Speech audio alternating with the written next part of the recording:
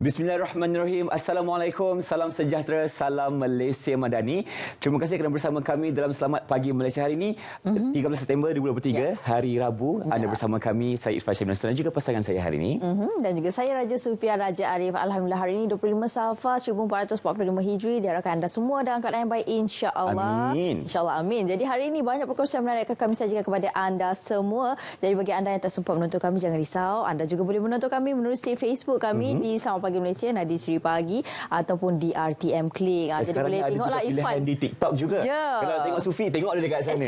Semuanya ada, okey. Segala di hujung jari sekarang ni mudah sahaja. Baiklah, seperti biasa, pada pagi ini kami akan mulakan dengan berkongsi kepada anda tentang apa yang menarik dalam Malaysia. Khususnya kali ini Kembara Kenali Borneo. Diteruskan lagi, kalau sebelum ini di negeri di bawah Bayu di Sabah, kita terus menjelajah di Sarawak pula. Ini perinciannya, Sofi. Okey, baik. Seterusnya saya nak kongsi kepada anda berkenaan dengan Kembara Kenali Borneo, suburkan lagi semangat perpaduan rakyat Abang Johari. Dan antara perinciannya di sini iaitu Premier Sarawak Tan Sri Abang Johari Tun Openg berkata usahanya di Pertuan Agong Al-Sultan Abdullah Riayatuddin Al-Mustafa Billah Shah dan Raja Pemaisuri Agong Tunku Azizah Aminah Mamunah Iskandariah mendekati rakyat dalam Kembara Kenali Borneo telah menyuburkan lagi semangat perpaduan dalam kalangan masyarakat ataupun rakyat. Dan sesungguhnya keberangkatan Sri Paduka Baginda berdua untuk menjayakan kembara merentasi Pulau Borneo ini menzahirkan contoh bahawa perpaduan sesama insan seharusnya tidak dihadkan oleh perbezaan agama, budaya ataupun bangsa. Dan majlis santapan itu juga turut dihadiri oleh pemangku Raja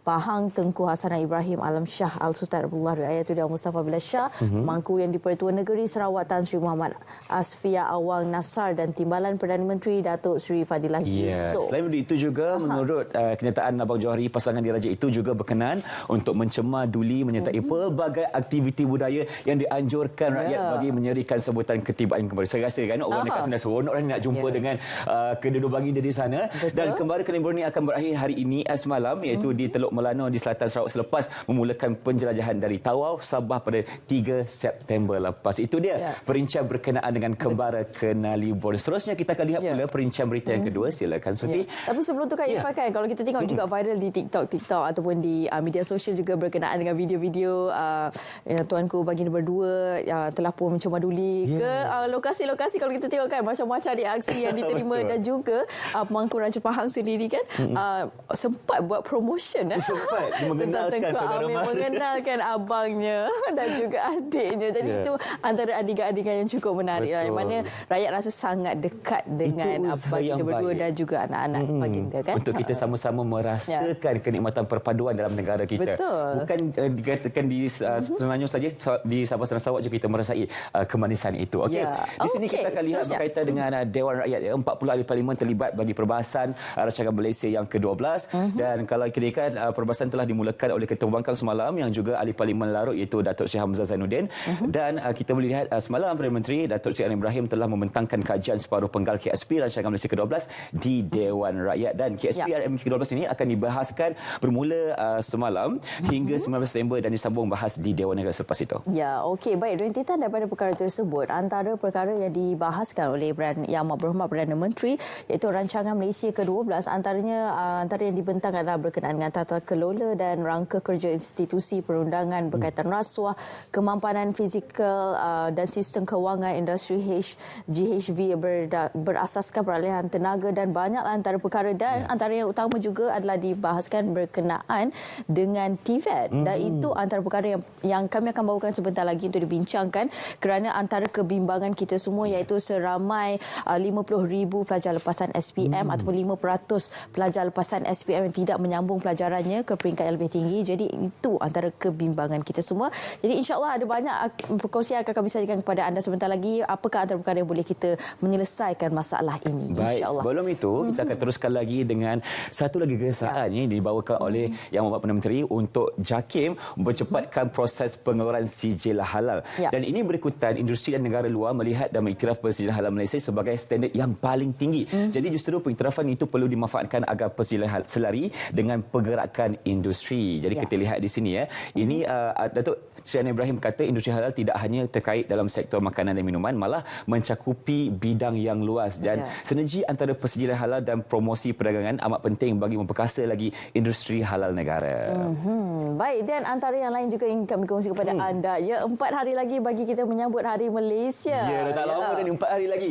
Jadi kita sama-samalah naikkan semangat kita berkobar-kobar ni untuk kita memperlihatkan semangat cinta akan negara, dan akan berlaku di mana nanti kita akan sama-sama menyambutnya di Stadium Perpaduan Kuching, Sarawak dengan temanya Segulai Sejalai. Apa maksudnya, Sufi? Seiring dan sejalan. Segulai Sejalai. Okey, itu dia perkongsian kita bawakan kepada anda pada pagi, tetapi pastinya selepas ini banyak lagi saya menarik untuk anda semua. Ya, tapi sebelum itu kita nak berhenti berehat seketika. InsyaAllah kita akan kembali lagi selepas ini di Selamat Pagi Malaysia. Selepas ini.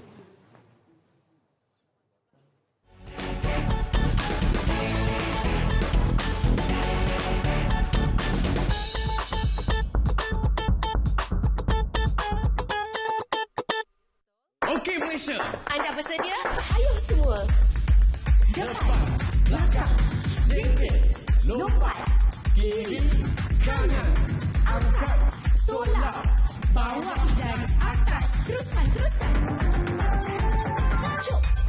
Tarik nafas. Lepas. Sempena Bulan Malaysia Sihat Sejahtera. Mulakan gerak sihat agar sekarang. Lebih aktif. Lebih hebat. Hebat. Bagi mendukung peluang keusahawanan, program latihan dan pembiayaan akan dipergiatkan, terutama masuk wanita dan belia. Sukacita diumumkan, kerajaan akan menambah lagi peruntukan RM400 juta untuk pinjaman mikro di bawah agensi termasuk SME Corp, Tekun, Mara dan Teraju.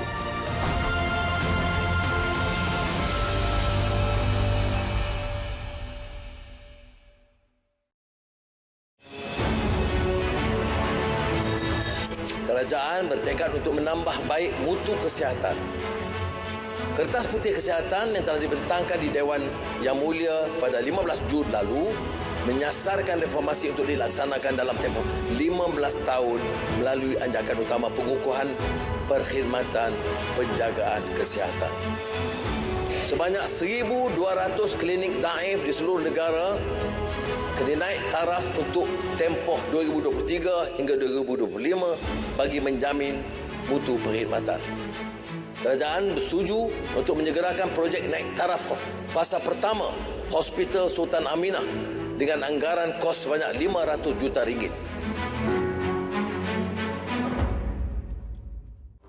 Terlepas dari siaran program-program menarik di RTM, jom saksikan semuanya di RTM Klik.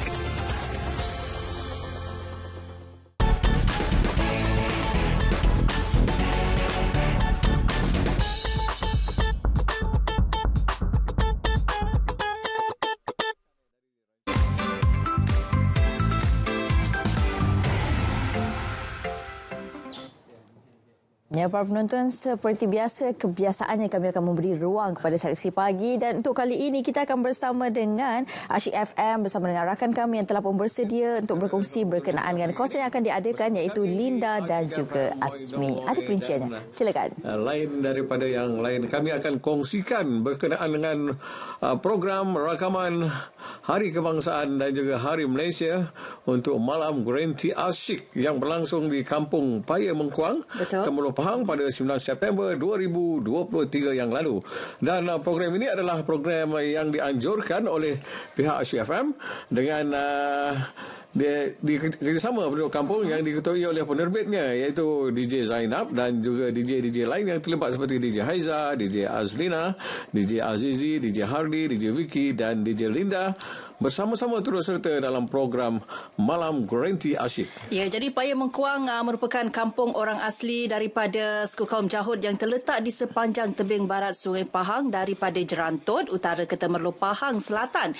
Jadi matlamat utama konsert khas HKHF HM ini, iaitu Malam Guarantee Asyik ni bertujuan jugalah untuk mendidik dan meningkatkan kesedaran juga terhadap kepentingan Hari Kebangsaan dan juga Hari Malaysia bagi menyampaikan mesej kepada masyarakat-masyarakat mengenai peranan RTM sebagai medium yang berfungsi untuk menyatukan seluruh rakyat Malaysia sebagai Malaysia Madani dan bertemakan tekad perpaduan penuhi harapan. Okey, Linda. Dari program HKHM ini juga menampilkan beberapa artis tempatan popular seperti Ekspedisi Pengyu, Kita Pengyu, Salwa Abdul Rahman, artis di kalangan masyarakat orang asli seperti Airi, Lenny, Fish Allen, Zrinati, Ramsa dan juga pelan rock orang asli Ais Sabat yang turut terlibat membantu menjayakan konser rakaman Guarantee Asyik. Dan bintang batin Kampung Payung Kuang, batin Idris On, penduduk kampung Jakua, daerah Temerloh, bantuan pihak keselamatan iaitu rela dan polis daerah Temerloh dan kru-kru RTM dan juga pihak media yang lain. Ya, jadi terima kasih juga kepada penonton yang hadir ya pada malam Guarantee Asyik tersebut dengan keadaan yang padang, orang kata tu basah berbecak lagi. Hujan, jadi hujan semasa tu, tapi tidak menghalang juga 5,000 peminat yang datang dan menonton juga di FB Live seramai 1.3K penonton.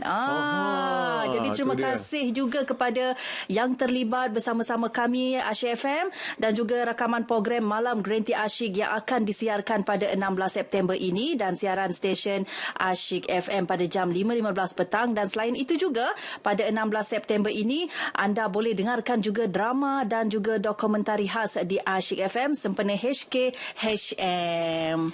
Okey, itulah tadi ya. Khas untuk semua pendengar-pendengar kita dan juga penonton-penonton lah. Di TV1 pada pagi ini kami kongsikan sedikit tentang program yang telah berlangsung di Asyik FM. Jadi itu sajalah. Kita akan terus bersama lagi untuk program-program yang akan datang sepanjang bulan September dan juga Oktober sehinggalah hujung tahun ini ya. Banyak juga program-program yang akan kita susun dan kita akan rencanakan sempena tahun 2023 ini, Linda ya. Ya, jadi di Asyik FM ni tidak menghalang jugalah kepada penonton-penonton yang hadir pada malam itu dengan hujannya, dengan basahnya, dengan padang yang berbecaknya, apapun. Saya selut sangat kepada penonton yang hadir pada malam itu. Memang orang kata tu mereka seronok melihat artis-artis tempatan membuat persembahan yang merancangkan lagi pada malam Hari Malaysia dan juga Hari Kebangsaan ya. Itulah dia Azmi. Semangat Malaysia Madani dan juga selamat Hari Kebangsaan dan juga semangat Hari Malaysia yang akan berlangsung pada 16 September ini. Ya, betul. Okey, itu saja perkongsian kita untuk pagi ini. Jadi kita serahkan semula kepada pengacara Selamat Pagi acara Selamat Pagi Malaysia iaitu Raja Sofia. Silakan. Ya, terima kasih DJ Linda dan juga DJ Aswida atas perkongsian tersebut. Alhamdulillah konsert itu telah pun selamat dilangsungkan dan ramai telah pun bersama-samalah untuk menjayakan konsert itu. Dan selanjutnya kita nak bersama dengan Irfan Syahmi Nasution berkenaan dengan SPM sana sini. Silakan Irfan. Terima kasih Raja Sofia Raja Arif, penuh nama saya disebut ya. Baik, seterusnya saya akan teruskan dengan segmen SPM sesini. Kita mulakan dengan perkongsian berita yang pertama. Bagi menyemarakkan sambutan Bulan Kebangsaan, Jabatan Kemajuan Masyarakat Kemas menganjurkan program Konvoi Kembara Merdeka Desa Madani. Menerusi program pembangunan komuniti IRID, konvoi akan menjelajah ke 5 negeri. Jelas Pengarah Kemas Negeri Kamaru Bahari Muhammad Saleh, konvoi itu akan singgah di beberapa kawasan kampung. Ia meliputi negeri Pulau Pinang, Perak, Selangor, Negeri Sembilan sebelum berakhir di dataran Gemilang Putrajaya. Peserta konvoi juga akan melaksanakan program bersama-sama masyarakat setempat. Kamaru Bahari menyempurnakan acara pelepasan peserta seramai 45 peserta dari Pulau Pinang di Wisma Persekutuan pagi tadi.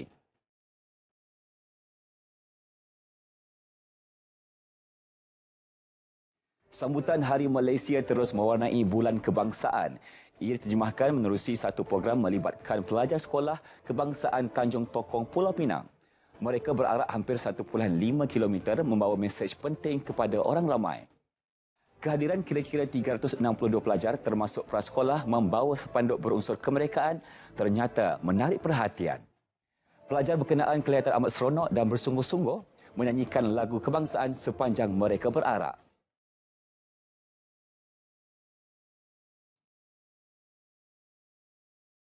Legasi seni pembuatan parang dan pisau tidak laput di zaman. Hassan Saini Muhammad antara mereka yang masih meneruskan tradisi pembuatan senjata itu. Pada mulanya, ia hanyalah sebagai hobi. Namun atas permintaan yang tinggi, beliau mula berjinak-jinak dalam perniagaan menjual produk kraf itu. Hassan mempelajari ilmu berkaitan besi sewaktu berkhidmat selama 15 tahun dengan kereta api Tanah Melayu Berhad. Jelasnya, potensi yang ada pada produk kraf logam ini sangat besar, khususnya daripada penggemar aktiviti luar. Tampil dengan kelainan, Hassan menginovasikan produk ciptaannya dengan meletakkan kod QR pada setiap parang dan pisau yang dihasilkan. Baik, itulah dia berkaitan dengan SPM sana sini. Seterusnya kita akan berhenti berehat seketika. Teruskan bersama kami dalam Selamat Pagi Malaysia selepas ini. Jangan ke mana-mana. Penegasan pertama, melonjakkan pertumbuhan ekonomi. Kerajaan menyasarkan lonjakan pertumbuhan ekonomi sekurang-kurangnya 5% tahun dalam tempoh RMK12 dengan memberikan tumpuan kepada dua perkara pokok. Pertama, memperkukuh produktiviti dengan menyegerakan peralihan kepada industri bernilai tinggi dan menerima guna teknologi termaju, mempertingkat bakat kemahiran. Produktiviti pelbagai faktor, MFP, secara purata dijangka menyumbang sebanyak 42.8% kepada pertumbuhan KDNK dengan produktiviti boroh dijangka mencatatkan pertumbuhan 3.8% tahun. Kedua, kerajaan berhasrat menjadikan Malaysia sebagai destinasi pilihan utama para pelabur dengan memperkukuh daya saing. Langkah utama adalah meningkatkan persekitaran perniagaan menerusi penambahbaikan peraturan perniagaan termasuk melalui unit My Mudah. Langkah ini secara langsung merancangkan pelaburan langsung domestik DDI yang secara bersinergi akan menarik lebih banyak FDI. Pelaburan swasta disasarkan berkembang sebanyak 6.4% setahun atau purata RM300 bilion setahun dalam tempoh akhir RMK 12.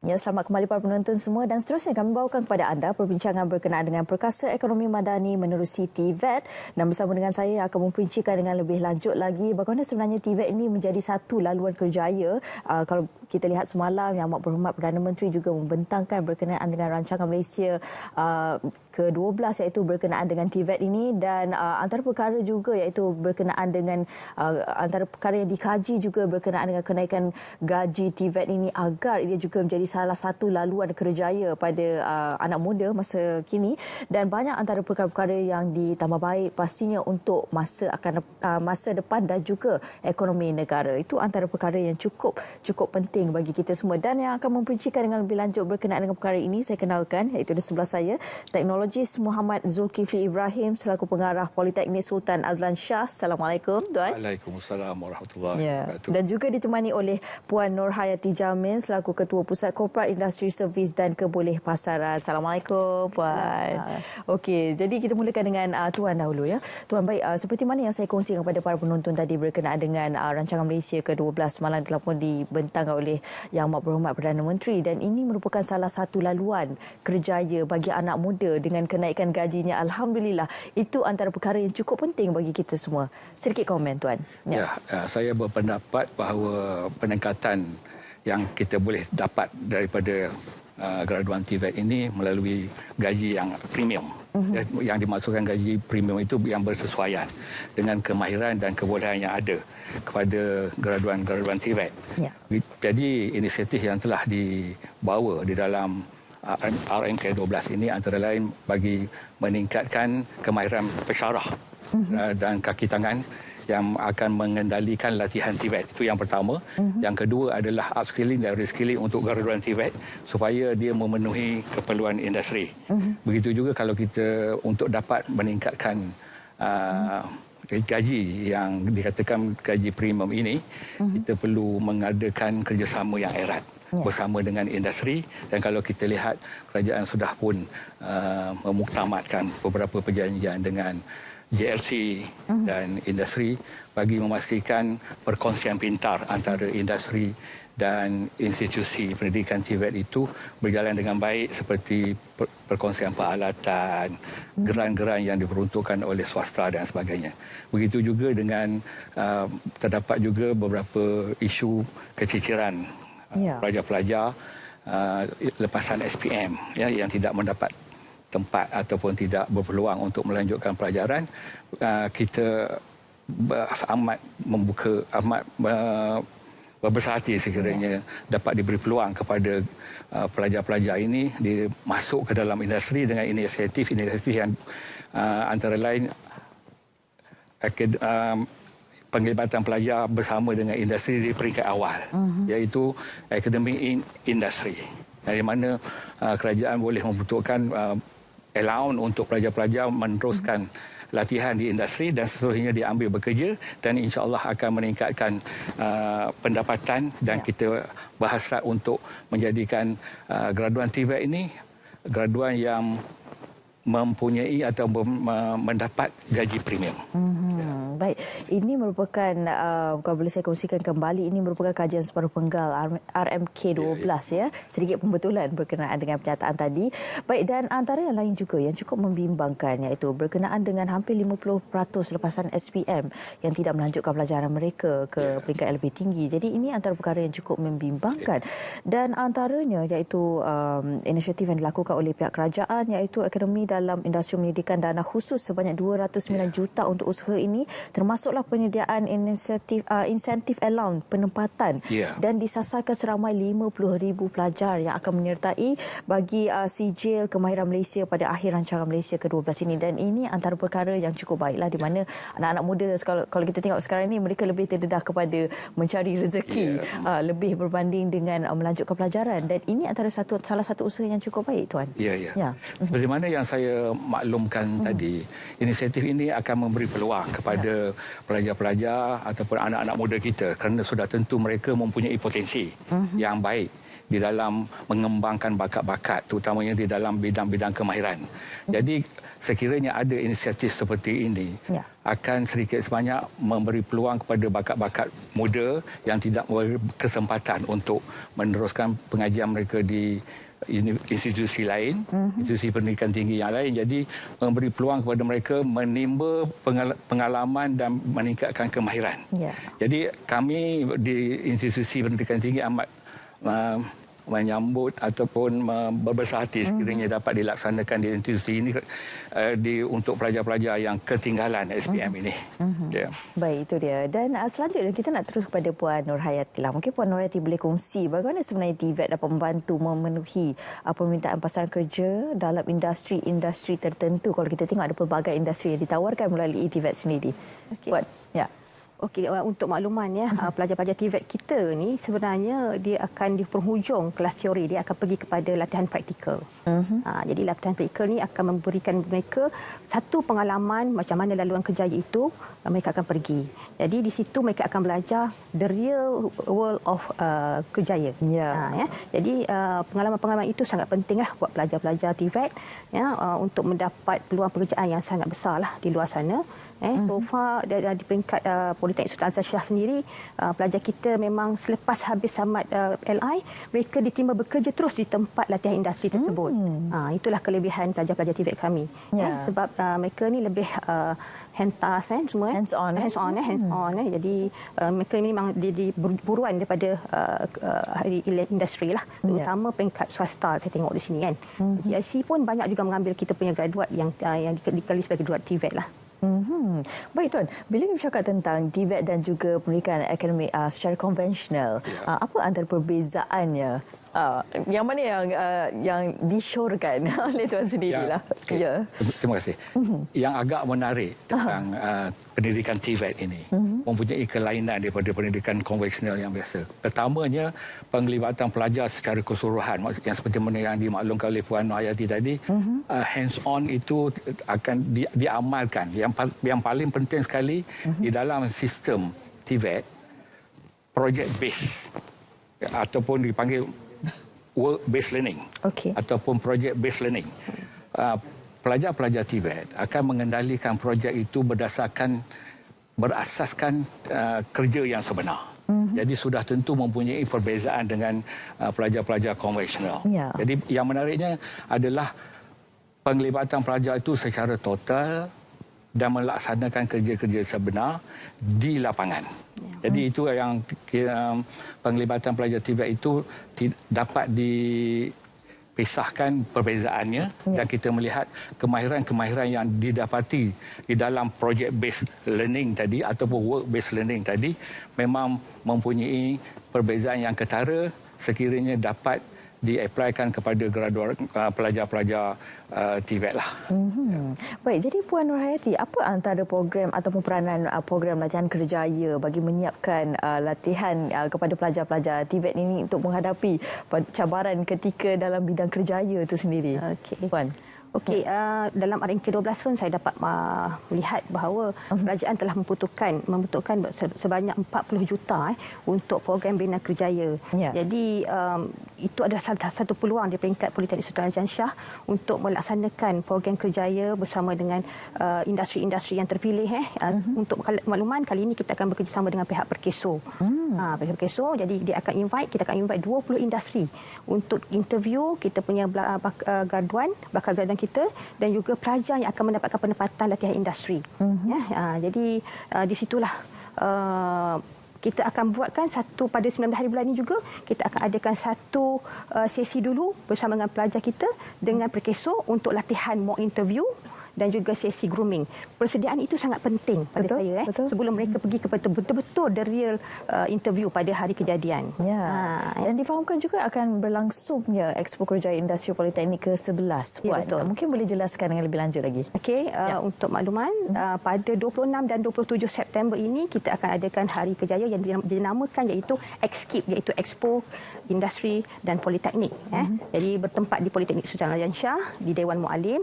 Jadi kita jemput juga kepada semua warga Pisah, kita jemput juga kepada semua masyarakat daripada Mualim dan juga kita punya alumni daripada politeknik dan politisi yang berdekatan untuk hadir.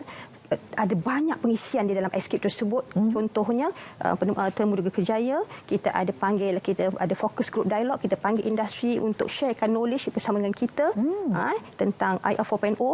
Jadi kita ada juga sesi bersama alumni talk di situ yang sangat-sangat kita perlukan hasil daripada kejayaan alumni kita untuk kita share kepada kita punya graduan-graduan supaya lebih bersemangat untuk pergi kepada sesi interview. Dan sebenarnya ada banyak lagi pengisian, mesyuarat bersama dengan industri pun kita adakan pada hari tersebut. Selama 2 hari itu kita packkan dengan kita punya kerjasama bersama industri untuk kita lahirkan graduan TVET yang sangat mantap. Wow, itu dia. Jadi jangan sia-siakan peluang yang ada ni. Banyak sebenarnya informasi yang akan kita dapatlah berkenaan dengan daripada expo itu sendiri, insya-Allah.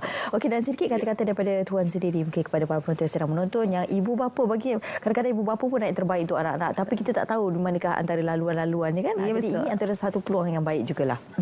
Untuk para ibu bapa penjaga, jadilah TVET sebagai pilihan pertama.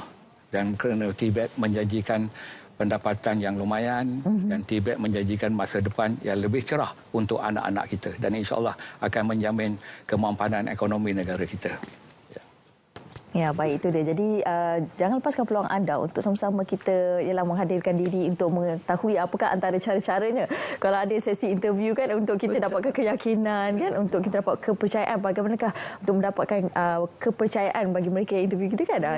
Kan? Supaya itu antara perkara-perkara yang cukup pentinglah buat kita semua, bagi anak-anak muda khususnya, bagi mendapat kerjaya yang lebih baik dan masa depan yang lebih baik, insya-Allah. Baik, terima kasih saya ucapkan kepada kedua-dua tetamu saya, Teknologis Muhammad Zulkifli Ibrahim merupakan pengarah Politeknik Sultan Azlan Shah, dan juga Puan Nurhayati Jamil, Ketua Pusat Korporat Industri Servis dan Kebolehpasaran. Terima kasih kepada kedua-duanya. Okey, terima kasih. Baik, dan seterusnya para penonton, kita akan beralih ke cerita Pagi Perak, dan kali ini kita akan berkongsi berkenaan dengan lahirnya jago Muay Thai berkaliber bersama dengan rakan pelapor yang telah pun bersedia, iaitu Fairuz. Silakan. Baik, terima kasih. Saya kini berada di pusat latihan Muay Thai Persatuan Muay Thai Perak, di mana di pusat latihan ini telah berjaya melahirkan atlet-atlet Muay Thai Malaysia bertaraf dunia. Antara nama besar yang berjaya dilahirkan di pusat latihan ini ialah Muhammad Rifdin Masdur yang berjaya melengkapkan hat-trick gelaran dunia selepas muncul juara kejohanan Muay Thai dunia buat kali ketiga pada 11 Mei lalu.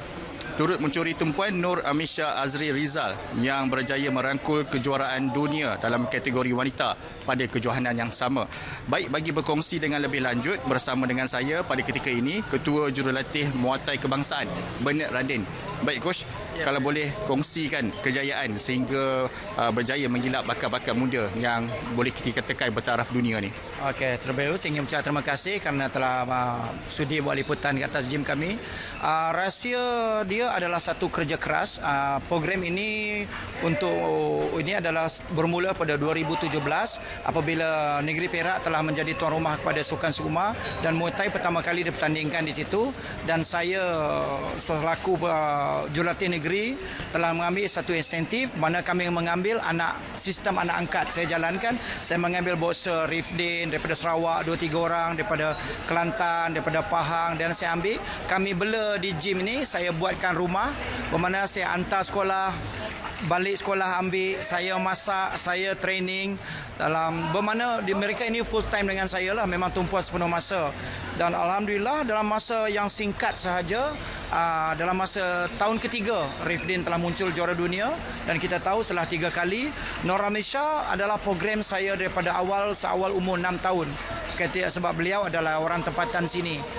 Dan itulah pada situ dia punya itulah memang kerja keras lah, memang kerja keras. Saya hantar pergi sekolah, ambil pergi sekolah, masak, training, dan kami semua duduk di gym 100% Muay Thai. Okey, Tush, bagaimana melihat potensi sukan Muay Thai ni dalam prospek pingat menjelang Sukan SEA di Thailand 2025?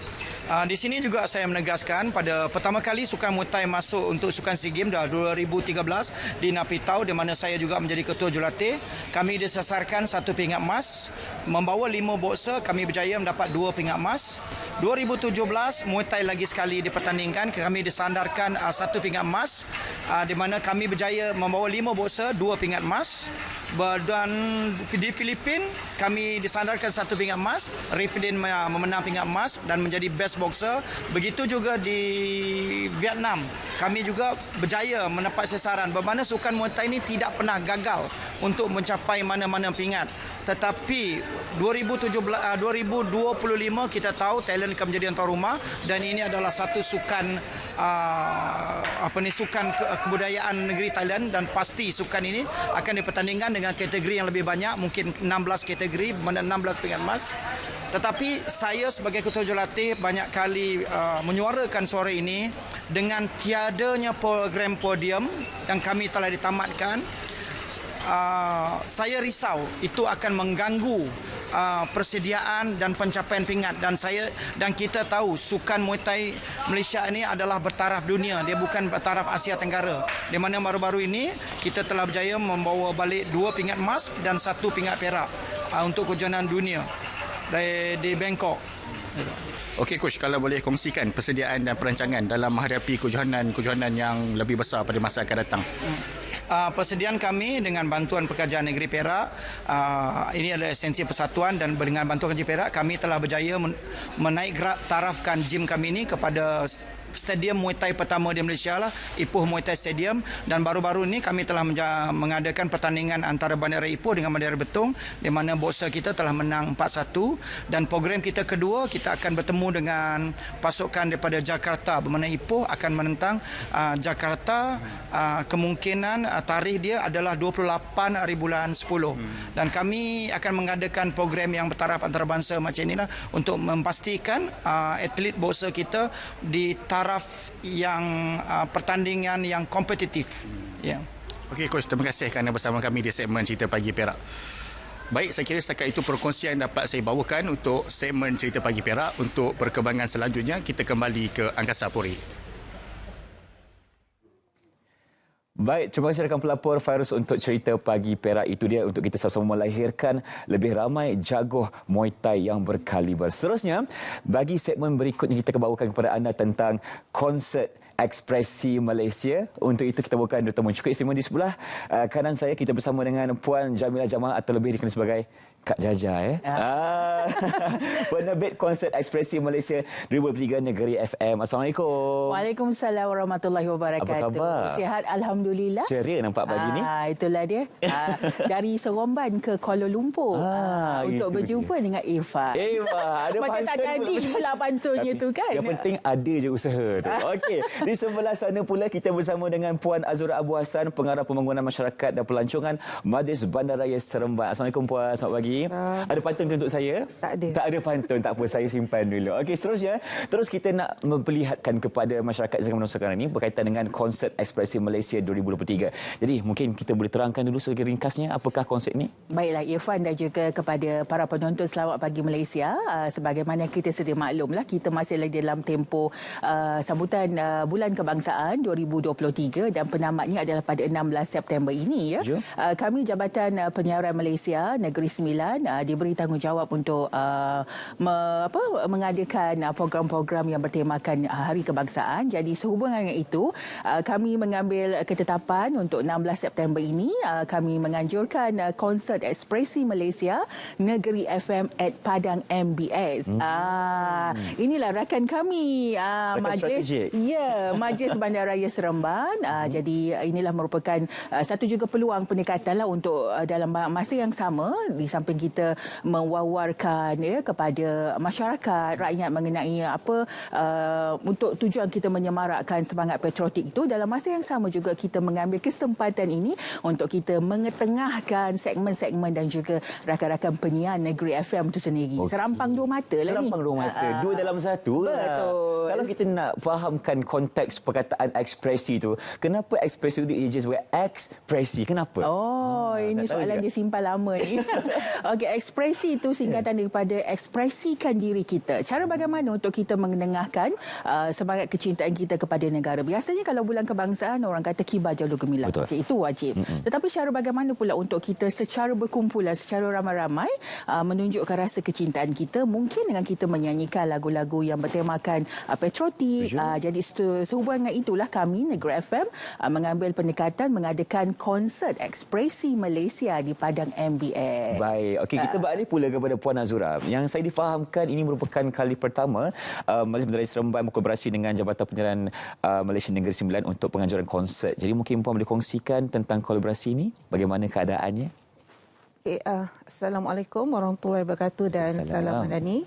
Pertama sekali saya mewakili Yang Bahagia Datuk Wanda, Datuk Mas Ribi Haji Razali mengucapkan ribuan terima kasih kepada pihak RTM kerana sudi menjemput kami bagi mempromosikan konsert Ekspresi Malaysia pada hari inilah. Dan sebenarnya kolaborasi antara pihak RTM ni dah lama. Cuma pada kali ini menjadi satu sejarah yang mana kali pertama kami berkolaborasi berkaitan dengan untuk menganjurkan satu konsert yang agak besar jugalah sempena Hari Malaysia, yang mana pada yang kita tahu dengan kolaborasi ini telah membuka satu lembaran baru yang mana telah membuka jalan pada kami berdua, yang mana yang kita sedia maklum bahawa agensi kami ini adalah dua entiti yang berbeza tetapi terbukti dapat dijanakan dengan sebaik mungkinlah. Dan yang pentingnya dengan adanya kerjasama di antara kedua-dua entiti ini, ia sebenarnya adalah membawa aspirasi kerajaan sendirilah, iaitu untuk mengharmonikan rakyat dalam kegiatan kemasyarakatan tanpa menjejaskan kesopanan dan kesusilaan. Dan yang paling penting sekali adalah di sini ada win-win situation, yang mana pihak Majlis Bandaraya Seremban sendiri dapat liputan yang meluas daripada pihak RTM, manakala pihak RTM juga dapat menyiarkan liputan untuk mengajak rakyat untuk menyemarakkan lagi konsert ini yang mempunyai unsur patriotik serta cintakan negara. Baik, cukup komprehensif jawapan yang diberikan oleh Puan Azura. Sebab kalau kita lihat di sini memang kita ingin sama-sama terus memperlihatkan semangat cintakan negara itu. Sebab itu kita mengadakan konsert. Dalam masa kita berhibur, kita masih dapat mengingati bahawasanya kita ini adalah anak Malaysia yang memang kita sama-sama perlu menjalinkan hubungan yang baik antara sesama kita lah. Dan kalau kita nak lihat kepada konsert kali ini, apakah antara tarikan yang kita bawakan? Okey, yang pastinya untuk konsert ekspresi Malaysia Negeri FM at Padang MBS pada 16 September ini, kami menampilkan barisan artis yang pastinya lagu-lagu mereka ni boleh kita nyanyikan bersama-sama. Contohnya boleh ke Puan Jaja nyanyi sikit? Kalau saya nyanyi boleh, tapi kan takut nanti kan banjir pula. Tapi tak apa, kita simpan untuk malam 16 September. Okey, kami menampilkan Stacy dan juga pasangannya Akil Mahmad, suami isteri, dan kami juga turut mengundang Bagio untuk kita mengembalikan nostalgia lagu-lagu era 90-an dan juga bersama-sama dengan Waris. Ini memang artis kelahiran Negeri Sembilan sendirilah, dan juga bersama-sama dengan Yamani Abdillah. Jadi konsep kita malam itu Irfan adalah berhibur secara santai Puan Azura. Jadi maknanya kalau orang ramai penonton-penonton SPM pagi ni kan bolehlah bersiap sedia dengan kerusi healing masing-masing tu.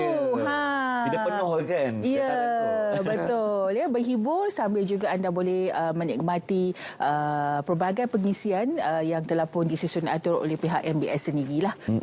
Itu dia yang menariknya untuk konsert ekspresi Negeri FM ini. Baik, jadi kita boleh lihat tadi itu antara teaser yang kita bawakan untuk kita memperlihatkan antara artis-artis yang akan mewarnai pada malam 16 September nanti, di mana kita membawakan satu konsert ekspresi untuk kita berhibur secara santai kan. Yang paling penting kita dapat menghayati semangat cinta akan negara itu bersama-sama. Jadi kalau kita nak lihat kenapa Bandaraya Seremban dipilih sebagai lokasi penganjuran, bukannya Senawang ke Nilai ke kan? Sebab Nilai pun tak ada juga kan. Kenapa? Okey, sebenarnya untuk makluman semua pemilihan Padang Majlis Bandaraya Seremban ini adalah pertamanya sekali bahagian khidmat pengurusan Jabatan Penyiaran Malaysia memberikan kami 2 assignment. Satu adalah untuk aspirasi merdeka.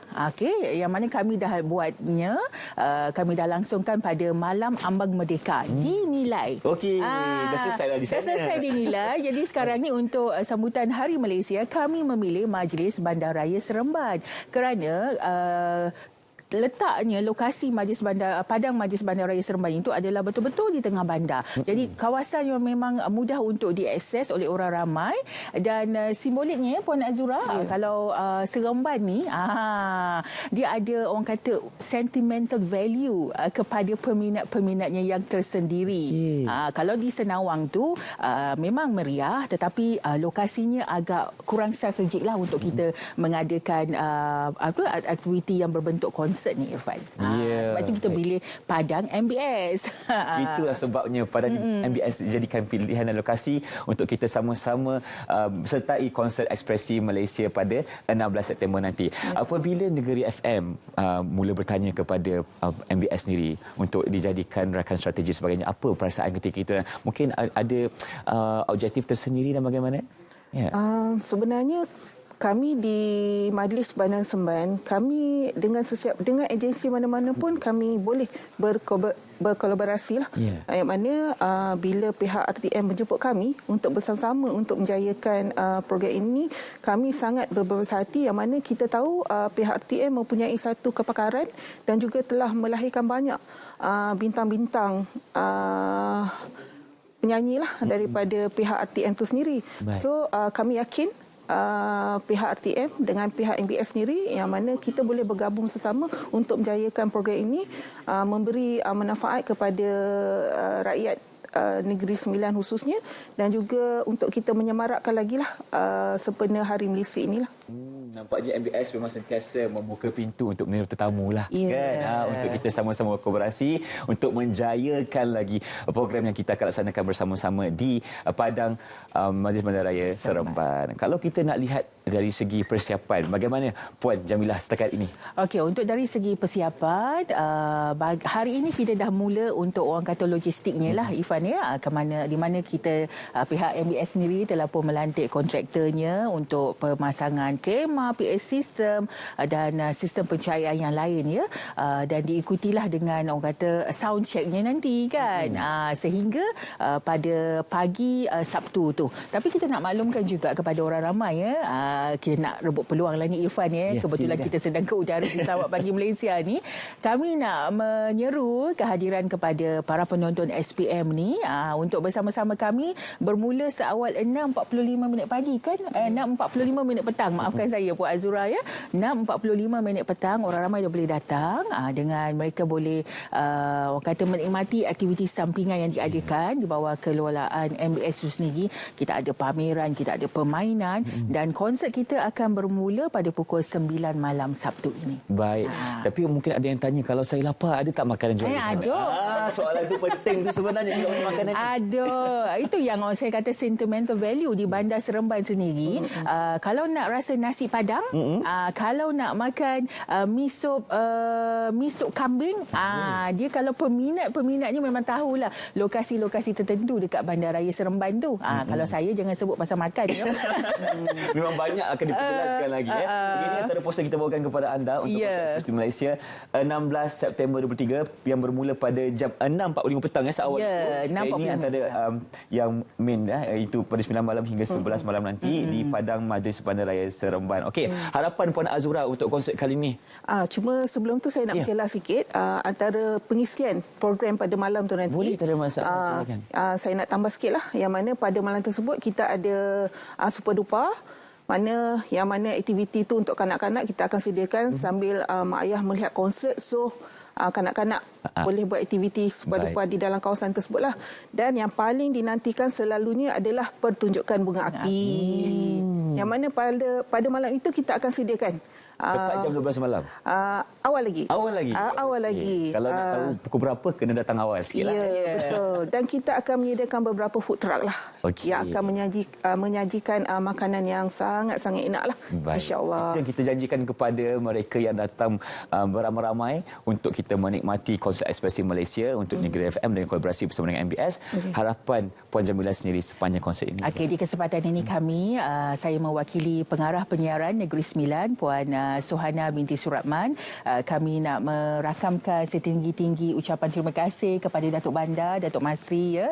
Terima kasih kepada Majlis Bandaraya Seremban yang setuju untuk bekerjasama dengan kami, dan semoga ya dengan penganjuran konsert Ekspresi Malaysia ini dapatlah kita mengeratkan lagi ukhuwah sesama kita. Dia tak kira bangsa, tak kira kaum, tak kira agama, tak kira umur. Jemputlah datang ramai-ramai kita ke Padang MBS Sabtu ini untuk kita memeriahkan sambutan konsert Ekspresi Malaysia Negeri FM at Padang MBS. Macam dengan iklan dia itulah suara Puan. Dahsyat. Okey, lagi sekali untuk Puan pula boleh kongsikan lagi sekali, bawakan kepada penonton Suara Malaysia. Harapan saya lah, harapan daripada pihak MBS, tentunya kita nak kehadiran ramai lah daripada masyarakat Malaysia khususnya. Datanglah beramai ke Padang MBS pada 16 hari bulan September ini. Yang mana kita mengimaratkan lagi sempena Hari Malaysia ini. Cuma ingin yang saya katakan, berhiburlah kita dalam damainya perpaduan. Berhiburlah kita dalam semangat jati yang kuat. Berhiburlah kita dalam cinta, hormat dan sayangkan negara kita. Itu dia kata-kata penjaga daripada Puan Azura. Terima kasih lagi sekali saya ucapkan kepada Puan Azura dan Puan Jamilah atas perkongsian tentang konsert Ekspresi Malaysia. Jangan lupa ramai-ramai untuk datang ke Padang Majlis Bandaraya Seremban yang akan dilaksanakan pada 16 September nanti bermula jam 6.45 petang sehingga 11 malam, insya-Allah. Nanti kita akan nantikan sama-sama.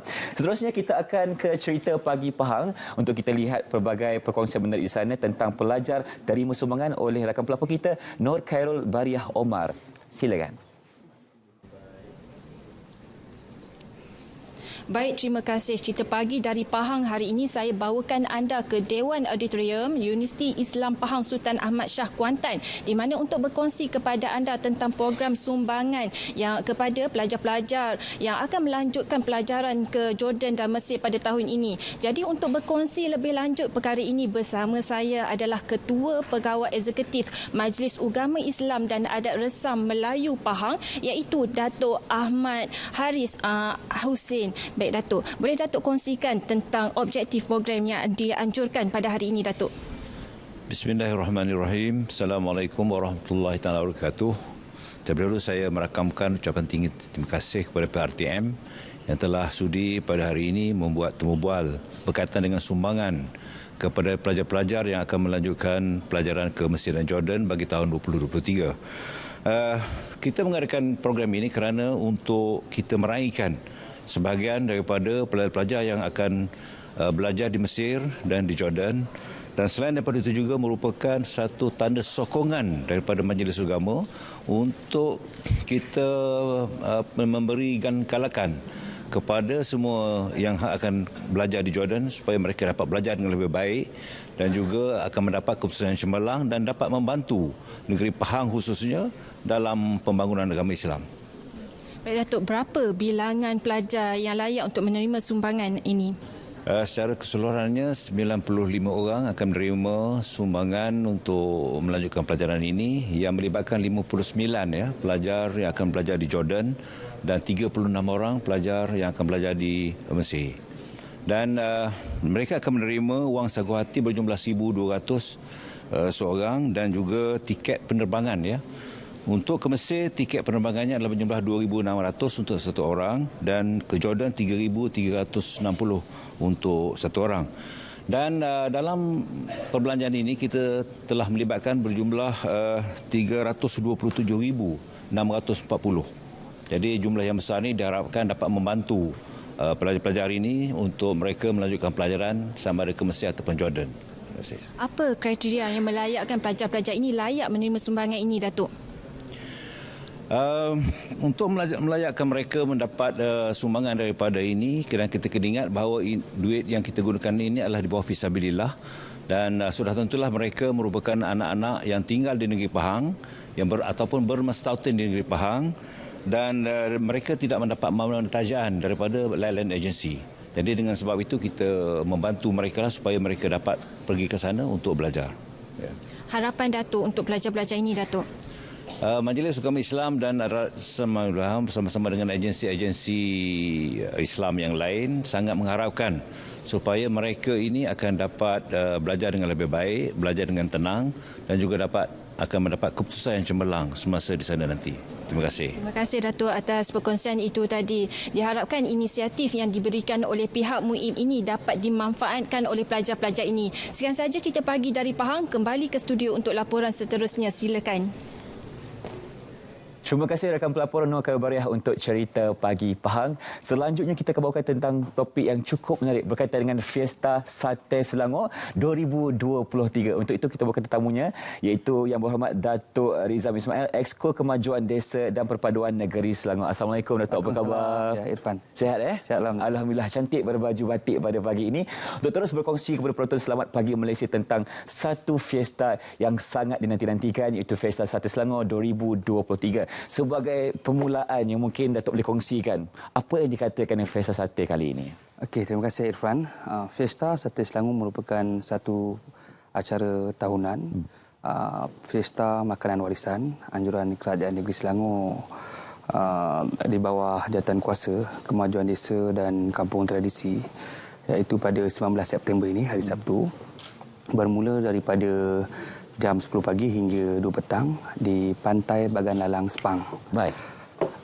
Di samping itu juga, ianya juga adalah merupakan program kerajaan negeri bersama dengan Majlis Kebudayaan Negeri Selangor, MPKS, dan juga Perbadanan Adat Melayu dan Warisan Negeri Selangor Padat, serta dengan sokongan daripada Awani Sepang Gold Coast Resort dan juga Majlis Perbandaran Kajang dan juga Majlis Perbelanjaan Sepang.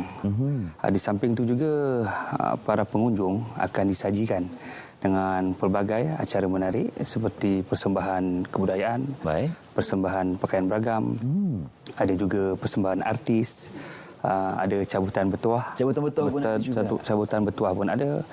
Selepas itu ada pameran dan juga gerai jualan, dan para pengunjung juga boleh menyertai pertandingan video pendek berdurasi tidak lebih daripada 60 saat dengan tema Hari Malaysia Kita Selangor, dan perlulah dimuat naik ke laman media sosial dan dihashtagkan kepada hashtag kontes sate Selangor 2023.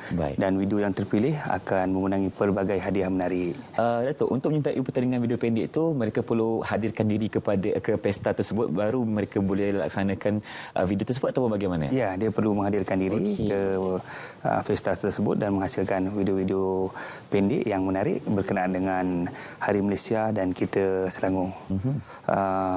Di samping itu juga kita tahu makanan merupakan salah satu ciri-ciri penting dalam kita mengenali sesuatu adat ataupun budaya di dalam masyarakat. Atas sebab itu, sebagai contoh, sate kajang. Sate kajang, ya. Sate kajang telah berjaya menjenamakan kajang itu, dan dia ini juga berasaskan kepada asas makanan yang berciri-cirikan di negeri Selangor. Atas sebab itu kita angkat sate kajang sebagai tema kepada makanan warisan kita pada tahun ini, dan kita menyajikan sebanyak 100,000 batang sate yang akan diberi secara percuma. Secara percuma? Ya, kepada 10,000 pengunjung yang hadir dengan penglibatan seramai 2,500 keluarga.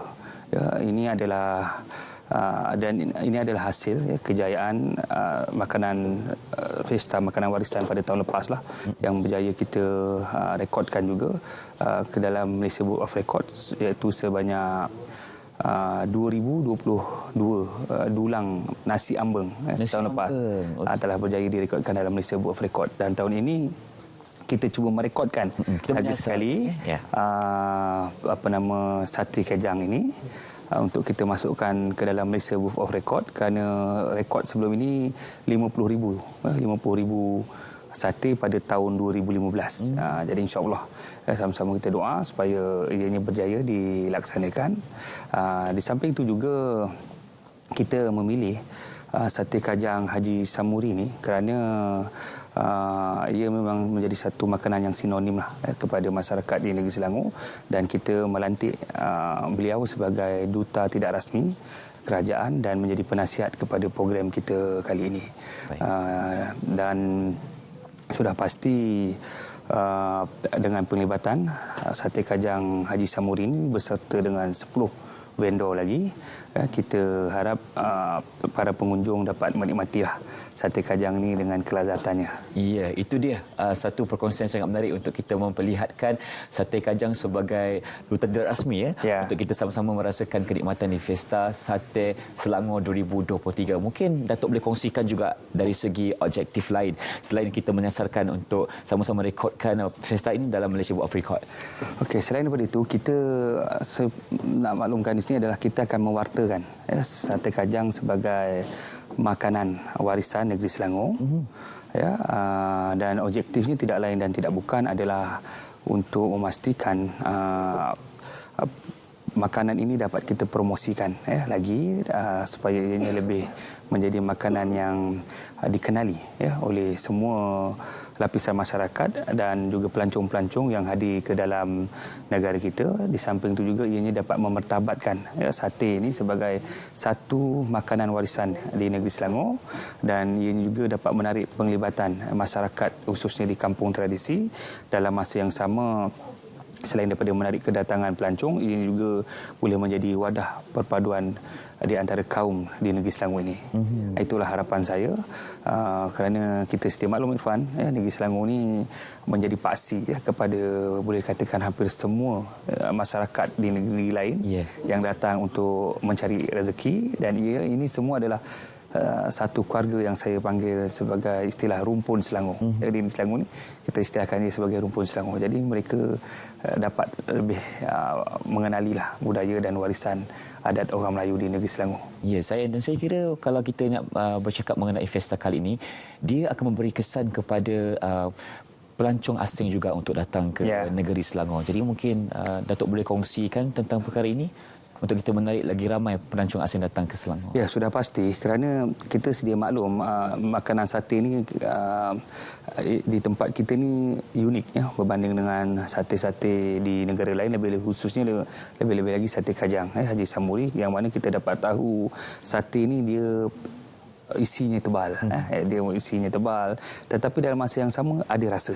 Maksudnya dia meresap dia punya bumbu marinade dia tu meresap ke dalam sate Kajang ni. Biasanya kalau sate ni dia tebal, kadang-kadang dia tawar kan. Tapi berbeza dengan sate Kajang, dia cukup rasa dengan keenakan dan kelazatannya. Jadi sebab itu kita amat mengalu-alukan kedatangan pelancong di dalam negara kita ini untuk menikmati dan merasai kelazatan sate Kajang Haji Samuri dan juga sate-sate yang ada di negeri Selangor. Kalau kita nak bercakap lebih lagi tentang aktiviti yang akan dilaksanakan nanti, selain daripada pemberian 100,000 cucuk sate semua, apa lagi antara aktivitinya? Kali Datuk ada bercakap mengenai artis akan datang juga untuk memeriahkan. Mungkin boleh kongsikan antara artis-artis tersebut? Setakat ini saya dipahamkan ada beberapa lah artis-artis yang popular, jadi biar ianya menjadi surprise kepada kita. Masih lagi jadi hadirlah beramai-ramai untuk kita sama-sama menikmatilah acara-acara yang meriah yang kita telah sediakan. Dan sebagai seorang exco kemajuan desa dan perpaduan negeri Selangor, mungkin dari perspektif lain, apa yang Datuk boleh lihat tentang penganjuran aktiviti seperti ini dapat menyatukan rakyat negeri Selangor? Ya, sudah pasti aktiviti seperti ini dapat motifnya adalah untuk menyatu padukan rakyat di negeri Selangor, kerana kita dapat menyatukan kepelbagaian kaum di negeri Selangor dengan di dalam satu ciri-ciri makanan tradisional. Maksudnya apa juga kaum dan bangsa yang ada di negeri Selangor ni, tetapi mereka menikmati satu hidangan yang sama, satu menu yang sama, iaitu sate. Dan tahun lepas nasi ambeng sebagai makanan warisan. InsyaAllah pada tahun-tahun hadapan kita juga akan meneliti dan mengenali makanan-makanan yang boleh kita angkat sebagai menjadi makanan warisan negeri Selangor yang boleh dinikmati oleh semua masyarakat di negeri ini. Baik, nampak terbukti di sini bahawasanya makanan itu mampu untuk menyatukan perpaduan rakyat di Selangor dan juga khususnya rakyat Malaysia. Jadi kalau kita lihat untuk penganjuran kali ini cukup meriah, dan kita mengharapkan agar penganjuran kali ini dapat memberikan manfaat kepada semua yang hadir, lagi-lagi untuk kita sama-sama terus menjadikan negeri Selangor ini sebagai satu paksi untuk negeri-negeri lain, untuk menjadikan ia sebagai satu contoh yang baik untuk mereka terus bekerja di sini, melanjutkan pengajian dan sebagainya. Kalau kita lihat dari segi lagi sekali persiapan untuk menjelang 16 September nanti, setakat ini bagaimana? Setakat ini alhamdulillah saya mengucapkan terima kasihlah semua kepada semua tim daripada Jawatankuasa Kemajuan Desa dan Kampung Tradisi yang telah pun bertungkus lumus untuk mempromosikan program ini supaya ini juga menjadi satu program yang berjaya menyasarkan seramai 10,000 orang pengunjung tadi di Pantai Bagan Dalang. Di samping itu juga saya ingin mengucapkan jutaan terima kasih kepada Yang Amat Berhormat Datuk Seri Menteri Besar kerana meluluskan dan menyokong penuh program ini, dan juga kepada sahabat saya, kepada Yang Berhormat Borhan Amansah yang sebelum ini menjawat jawatan Exco di dalam portfolio kemajuan desa ni, yang telah pun mengilhamkan program ini. Jadi saya ni menyambung apa yang telah beliau ilhamkan ini, dan insya-Allah kita akan menambah baik lagi program ini pada masa akan datang. InsyaAllah lagi sekali kita wawarkan kepada penonton sahabat Malaysia untuk sama-sama menghadiri di Pantai Bagalalang Sepang. Silakan. Ya, kepada orang ramai dan semua pengunjung yang akan menghadiri program Fiesta Sate Makanan Warisan pada 16 September ini, jangan lupa datanglah beramai-ramai dan bawa sanak saudara, adik-beradik, kawan-kawan untuk sama-sama kita menikmati kelazatan sate kajang Haji Samuri dan sate-sate yang ada di negeri Selangor. Ya, akan bermula saat jam 10 pagi sehingga 2 petang pada 16 September nanti. Terima kasih diucapkan lagi sekali kepada Yang Berhormat Datuk Rizam Ismail, Exco Kemajuan Desa dan Perpaduan Negeri Selangor. Jom kita memeriahkan sambutan di sana untuk Fiesta Sate Selangor 2023. Baiklah penonton sekalian, seterusnya kita akan lihat satu pakej yang cukup istimewa tentang program Kumpulan Perangsang Selangor We Care oleh rakan kita penerbit yang telah melaksanakan video tersebut, iaitu Nur Akmal Aziz. Jom kita saksikan.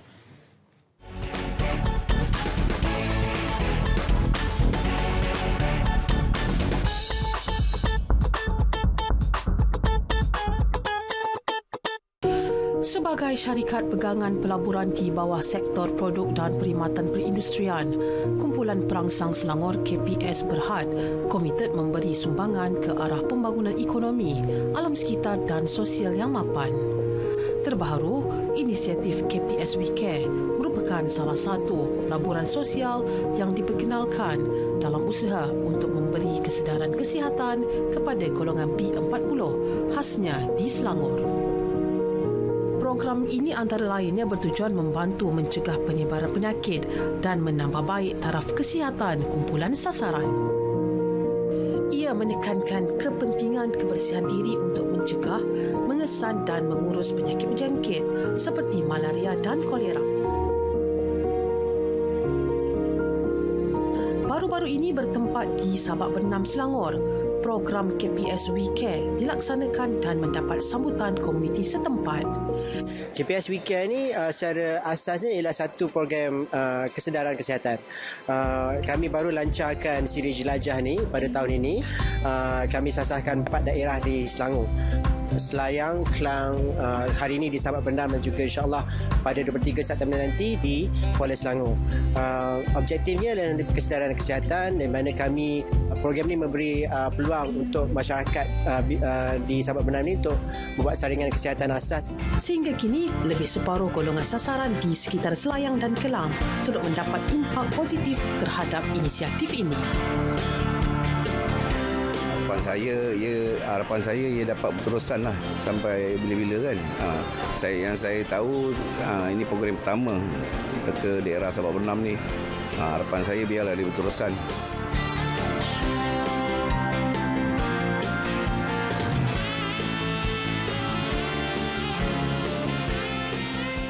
Baik, selamat kembali para penonton dan seterusnya kami bawakan kepada anda berkenaan dengan KAR 2023 Melaka suatu ketika dahulu. Kalau anda nak tahu sebenarnya, ia pun telah diadakan pada tahun 2015. Setiap tahun akan ada lokasi-lokasi yang akan dipilih untuk dilakukan pelbagai aktiviti-aktiviti menarik. Kalau kita nak tahu dengan lebih lanjut lagi bersama dengan saya akan memperincikannya. Saya kenalkan di sebelah saya iaitu Encik Azul Hairi, iaitu merupakan pengarah Kings. Assalamualaikum. Salam. Ataupun nama glamournya Harry ya. Okey. Dan di sebelah sana juga saya kenalkan iaitu Encik Sufian Siman selaku Presiden Kings MG, ataupun nama glamournya Pian, Cik Pian. Okey, dan di hujung sana saya kenalkan iaitu Encik Muhammad Halizu Abdul Halim merupakan Naib Presiden Kings, iaitu ataupun mesra dipanggil Joe. Okey, jadi kita mulakan dengan Encik Harry dulu, merupakan presiden ya. Okey. Pengasasnya. Okey, selaku pengasasnya mungkin boleh kongsikan sedikit asal usulnya. Silakan. Asal usul KMG ini saya bermula daripada 11 orang. Okey. 11 orang dalam kelab kita panggil First 11, and then kita start ke 30 orang. Dan bermula hingga ke 100 orang sampailah sekarang ni. Sekarang berapa orang? Kita ada lebih kurang 250 lebih. Wow, daripada tahun 2015. 2014 tu kita dah start dengan 11 orang dan 30 orang tu. Okey. And bila saya buat beberapa ride, mereka kata, founder, Harry, why not you buka kelab? So saya pun berdetik, saya kata boleh saya buka kelab ni, tapi syaratnya saya nak multiracial. Kalau you boleh ikut cakap saya ni nak multiracial, saya akan buat kelab. Dia kata okey, buat. Dan itulah startnya kita bermula kelab ni. Jadi syarat untuk nak join club ni kena ada motor lah semestinya. American V-Twin. Motor, Okey. 2 tayar. 2 roda. Okey, lagi-lagi syaratnya? Syarat dia kena 2 roda. Okey. 18 tahun, ada lesen. Tu namanya BIFU lah. Itu wajib. Lepas tu dia kena bercampur, bergaul dengan ahli. Dan dia adalah dia punya mileage yang dia kena claim. Dan dia kena bonding dengan ahli sebelum dia diserapkan menjadi ahli sepenuhnya. Wow. So dia maksudnya ada fasa untuk penilaian dulu. Sebab kita nakkan dia punya brotherhood. Pasal bila kita ride ni, kita kena ada bonding tu. Betul. Kita kenal you, kenal siapa you, family you. You know? Macam tu. Dia kena ada tolak ansur, kerjasama. Kena ada kan? Sebab kalau dah motor rosak tengah jalan, berada sebelah ni yang tolong. Ya, kan? betul. Faham? Brotherhood tu kena ada. Ya. Okey. Jadi Cik Pian ni mungkin boleh kongsi pada saya dan juga para penonton lah. Apa yang dimaksudkan dengan CAR tu sendiri dan dah berapa lama dah join? Terima kasih. CAR tu adalah sinonim dengan perkataan Kings Annual Ride. Di mana singkatan kepada CAR. Dan saya join King pada tahun lebih kurang tahun 2016. Pada tahun tu. Jadi daripada throughout the years tu saya melalui banyak pengalaman pasal pahit dan manis dengan Kings. And then di antara yang paling menarik adalah CAR itu sendiri. Sebab perkataan CAR itu amat sinonim dengan member di kalangan ahli dan ia merupakan perkara yang do or die kepada kebanyakan ahli kelab. Sebab CAR itu kami meletakkan taraf yang paling tinggi di antara kerajaan yang kami buat. In fact, kami letakkan itu sebagai salah satu syarat wajib untuk menyertai Kings dalam house rule kami dan ia mesti diketahui oleh semua member supaya kita respect seperti mana kita tetapkan dalam house rule kita sendiri. Okey, jadi Encik Jo mungkin boleh kongsi kepada saya dan juga para penonton lah kan sepanjang menyertai bersama dengan Kings ni, apa antara aktiviti-aktiviti yang dijalankan, antara yang menarik sekali lah mungkin boleh kongsikan berdasarkan pengalaman.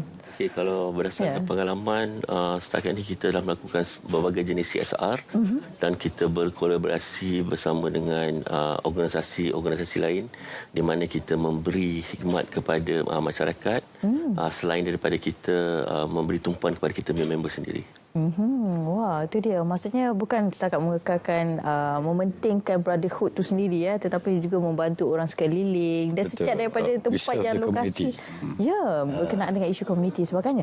Dan setiap lokasi yang akan dikunjungi pastinya akan antara perkara yang penting adalah kita mencari makanan yang sedap. Betul. Encik Harry. Jadi antara yang lain juga adalah untuk kita mengetahui sejarah negeri tersebut. Betul. Apa lagi antara perkara yang akan dilakukan untuk memastikan ialah kita buat sesuatu yang memberi manfaat buat buat persatuan tu ataupun buat kelab tu sendiri dan juga memberi manfaat kepada komuniti setempat. Of course, kalau macam tahun ni kita ke Melaka, which is kampung saya. Saya dah buka kelab ni since 2014 sampai hari ni. So akhirnya tahun ni 2023 saya bawa mereka semua balik ke kampung saya. Dan kita akan mengadakan charity di masjid kampung saya, tempat kelahiran saya, di mana kita buatkan tempat mandi jenazah. Okey, wow. Itu untuk yang kita yang CSR untuk beragama Islam, and kita pun ada buat charity untuk orang yang multiracial iaitu bukan Islam. So itu kita sinergi dengan Pekeso. Kita akan pergi ke pusat rehab Pekeso untuk kita buat CSR dengan mereka. Itu untuk yang bukan Islam lah. So setiap kali charity ni kita akan komiti saya sendiri dan saya sendiri pastikan setiap charity yang kita lakukan tu mesti kena multiracial. Bukan untuk orang Melayu saja. Sesemualah juga akan dapat manfaat ni kan. Betul. Bangsa dan juga agama. Baik, Encik Pian sendiri ialah antara 11 yang terawal bersama dengan bukan. Saya terkemudian sedikit. Terkemudian sikit. Okey. Antara yang terawal lah juga boleh dikirakan. Okey, mungkin juga boleh kongsikanlah apa sebenarnya matlamat CAR tu sendiri. Alright. Secara dasarnya kami ada 5 objektif dari segi CAR itu sendiri. Yang pertama itu adalah dari segi kami mementingkan bonding seperti our founder beritahu tadi. Mementingkan bonding antara ahli di mana pada masa itulah kami dapat berkumpul bersama dengan chapter-chapter yang lain. Dan pada tahun ini kami ada lebih kurang 9 chapter termasuk chapter di Singapura untuk kami bergabung dan bersua muka lah sebab ada masa tu tak sempat, jadi kami pada masa itu. Yang kedua dari segi memberi pengalaman berkonvoi kepada ahli, terutamanya ahli-ahli baru, di mana kami memberikan mereka pengalaman bagaimana kami set up konvoi itu, sebab kami ada SOP kami tersendiri. Di mana setiap konvoi itu kami mewajibkan mesti ada ambulan jika berlaku sebarang kemalangan, dan juga tow truck jika berlaku sebarang kecelakaan yang tidak diingini, dan juga selalunya kami diikuti oleh food blogger dan juga Insta famous untuk mempromosi tempat-tempat rasukan di negeri yang kami lawati lah. Dan yang ketiga dari segi CSR yang Tuan Founder beritahu tadi, CSR adalah wajib bagi kami.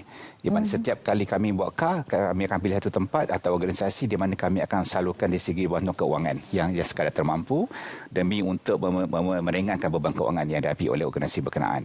Yang keempat tu adalah dari segi sesuai dengan tema Hari Malaysia itu sendiri. Setiap tahun kami buat pada Hari Malaysia di mana kami menyemaikan semangat patriotik di kalangan ahli-ahli, di mana sepanjang tahun ke-66 Hari Kemerdekaan kita, kami akan letak bendera Malaysia dan bendera kelab kami di motor dan berkibar selama 3 hari 2 malam sepanjang perjalanan konvoi kami di setiap negeri kami lawati. Dan yang terakhir dan juga tidak kurang pentingnya juga adalah dari segi kami mahu menyemaikan dari segi saya lupa yang lima. Tak apa, kalau terlupa tak apa, kita beralih. Alright. Jadi itulah antara perkara yang penting lah yang kita akan terapkan untuk memastikan keselamatan sepanjang perjalanan tu berlangsung insya-Allah. Encik Jo, jadi bagaimana kalau kita lihatlah sambutan daripada team member sendirilah berkenaan dengan event-event yang dijalankan oleh King sendiri. Bagaimana? Setakat ni alhamdulillah setiap kali kita membuat satu event, kita bukan saja mendapat sambutan daripada di kalangan ahli members, tetapi kita juga berjaya attract pendengar-pendengar ahli Indonesia yang baru dan menyebabkan diorang akan berminat untuk menyertai kelab kita. Jadi dari situ kita menggunakan masa event itu untuk menarik perhatian diorang. Ya, itu dia. Dalam masa yang sama kita mengenali antara satu sama lain, mengenali latar belakang mereka, merapatkan silaturahim. Jadi kalau kita nak jaga ramai ni payah juga sebenarnya Cik Eddie kan. Jadi bagaimana untuk memastikan semuanya dalam keadaan baik selain daripada tadi kita ada jugalah beberapa keperluan yang lain seperti ambulans dan sebagainya. Jadi apa lagi antara perkara yang perlu kita utamakan juga untuk memastikan semuanya dalam keadaan yang baik? Sebelum berlakunya sesuatu event ataupun ride, kita ada komiti dipanggil High Council dalam King ni. So High Council ni bertanggungjawab untuk memastikan 200 atau 300 motor dan ahli ni mudah untuk sampai ke destinasi. Contoh macam Presiden Pian cakap kena ada ambulans, kena ada tow trucks, and kita pun ada kita pun buatkan insurans kelompok untuk mereka. So benda-benda macam ni kita kena pastikan, and 28 orang ni bertanggungjawab High Council ni untuk pastikan semua selamat pergi dan selamat balik. Itu antara perkara. Yes, and dalam masa yang sama by the way untuk kali ni kat Melaka ni kita pun launch kita punya application. Motorcycle Group application yang ahli itu boleh download from Google ataupun Apple Play Store. Apa nama aplikasinya? King MG. Oh wow, senang ya KMG. So dekat dalam tu dia boleh klik apa saja dia nak info berkenaan kelab, dia nak bayar yuran, dia nak buat donation, charity and so on. So saya rasa mungkin tak banyak kelab dalam Malaysia ni yang buat aplikasi macam ni. Betul. So kami ni saya rasa salah satu pada kelab yang baru buat aplikasi macam ni, and kita pun memang suggestkan untuk kelab-kelab lain dalam Malaysia ni untuk buat supaya senang kan untuk berkongsi segala info tentang dua roda dalam Malaysia. Kan segala pembayaran semua secara online. Semuanya hujung jari je mudah. Betul. So, lagi mudah. Jadi itu dia antara perkara yang cukup penting yang diterapkan dalam kelab King sendiri ya. Baik, terima kasih saya ucapkan kepada kesemuanya. Moga perjalanannya selamat sampai insya-Allah. Yang penting jaket tu cantik best tu. Semua nama ada name tag sekali. Kita pun ada rider perempuan juga. Ya. Ada rider perempuan juga, ahli perempuan. Tapi malangnya saya tak reti bawa motor. Okey, terima kasih saya ucapkan kepada kesemuanya. Kita bagi nama glamour adalah Encik Harry, Encik Pian dan juga Encik Jo. Moga mudah segala urusan. InsyaAllah selamat pergi dan selamat kembali. Selamat pulang ke kampung juga. InsyaAllah. My hometown. Baik, itu dia berkenaan dengan KAR 2023 Melaka suatu ketika dahulu. Baik, seterusnya para penonton, kita nak beralih ke lintas langsung untuk mengetahui berkenaan dengan cuaca untuk hari ini. Bagaimanakah keadaan cuaca untuk hari ini? Jadi tanpa buang masa, jom kita ke Map Malaysia. Silakan.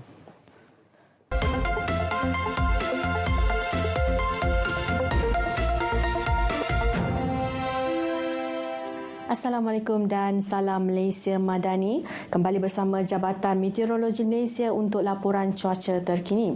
Baik, kita mulakan laporan cuaca pada hari ini dengan melihat paparan carta angin. Rantau negara pada ketika ini menerima pengaruh angin daripada pelbagai hala dengan kelajuan yang direkodkan sekitar 10 hingga 20 km sejam di sekitar selatan Semenanjung Malaysia dan juga selatan negeri Sarawak. Namun di bahagian utara Semenanjung masih lagi merekodkan sekitar 30 hingga 40 km sejam.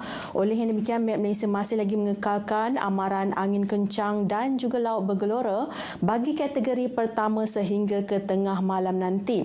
Hal ini melibatkan kawasan di sekitar Phuket, Condor, Reef North dan juga Palawan. Keadaan ini amat berbahaya kepada semua aktiviti laut, terutamanya bot-bot kecil, feri dan juga sebarang aktiviti menangkap ikan. Baik, seterusnya kita lihat pula kepada paparan imej satelit pada ketika ini. Dapat dilihat di sini kelompok awan aktif masih lagi berada di sekitar perairan Selat Melaka dan juga dapat dilihat ianya turut memasuki di sekitar negeri Selangor.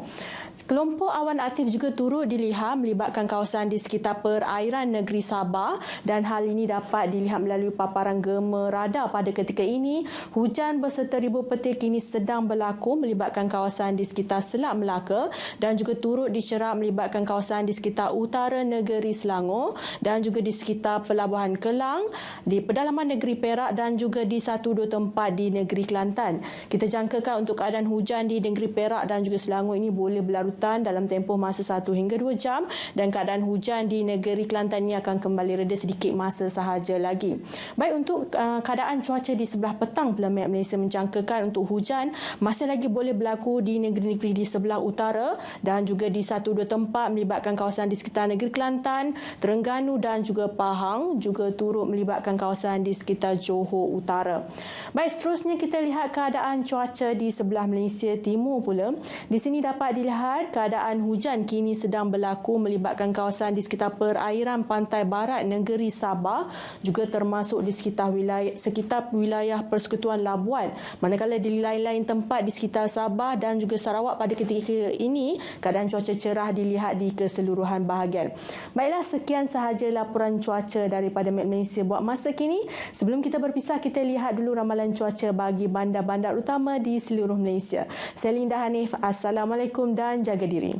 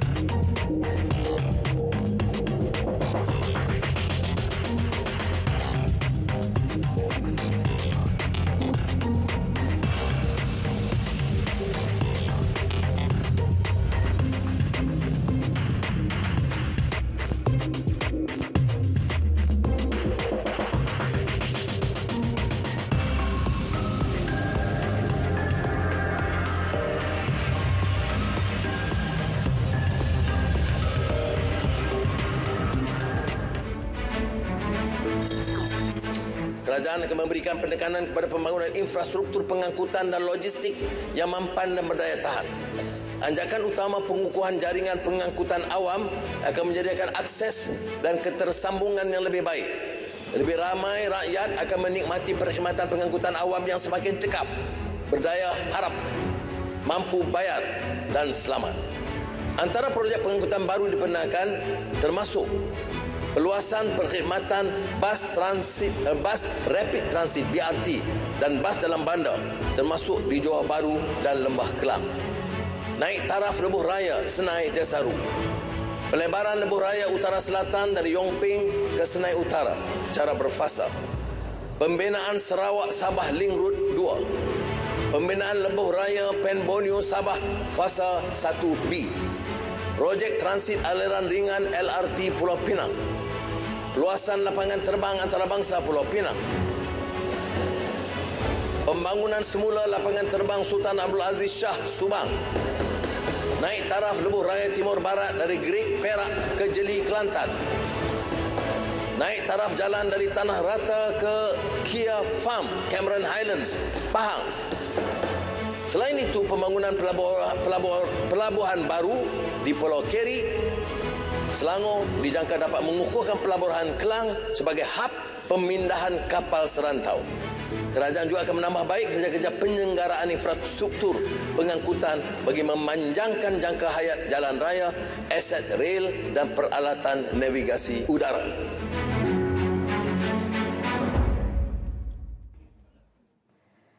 Baik, selamat kembali para penonton dan seterusnya kami bawakan kepada anda berkenaan dengan peluang lepasan SPM ke UM, dan bersama dengan saya akan memperincikan apakah antara kursus yang lebih lanjut yang anda boleh dapatkan di UM. Saya kenalkan di sebelah saya iaitu Prof. Madya Dr. Syarul Mizan bin Ismail, merupakan Dekan Pusat Pendidikan Berterusan Universiti Malaya. Assalamualaikum. Assalamualaikum warahmatullahi. Ya, dan juga ditemani oleh Prof. Madya Dr. Zuraida binti Abdullah, merupakan Timbalan Dekan Pusat Pendidikan Berterusan Universiti Malaya. Assalamualaikum. Waalaikumsalam. Prof. Madya.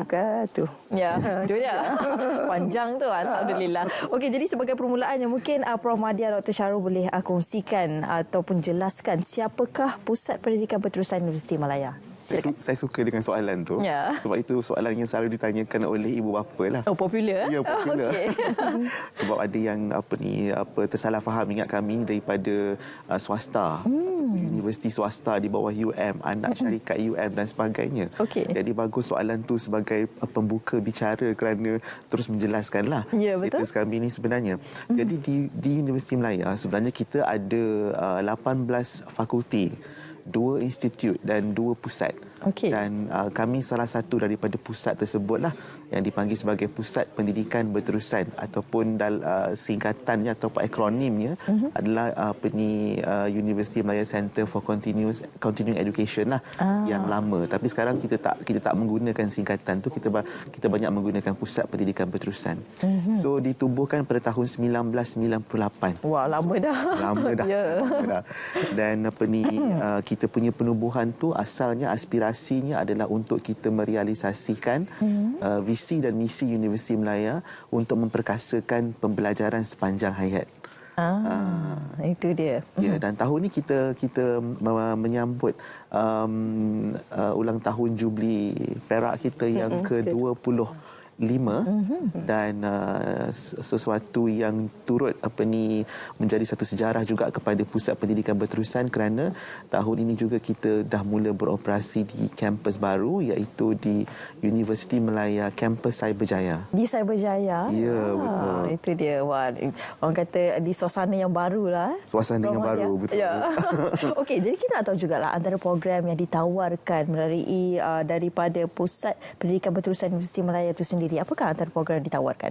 Okey, kalau kita nak jawab secara ringkas, program-program yang ada di Pusat Pendidikan Berterusan Universiti Malaya boleh dibahagikan kepada 2 jenis. Okey. Program akademik dan juga program bukan akademik. Okay. Sebagai bila kita bercakap tentang program pembelajaran sepanjang hayat ni sebenarnya, dia maksudnya kita bercakap tentang orang yang tak pernah dapat peluang belajar, kita nak bagi peluang belajar. Orang yang dah ada peluang belajar, dah habis belajar, kita nak dia teruskan belajar.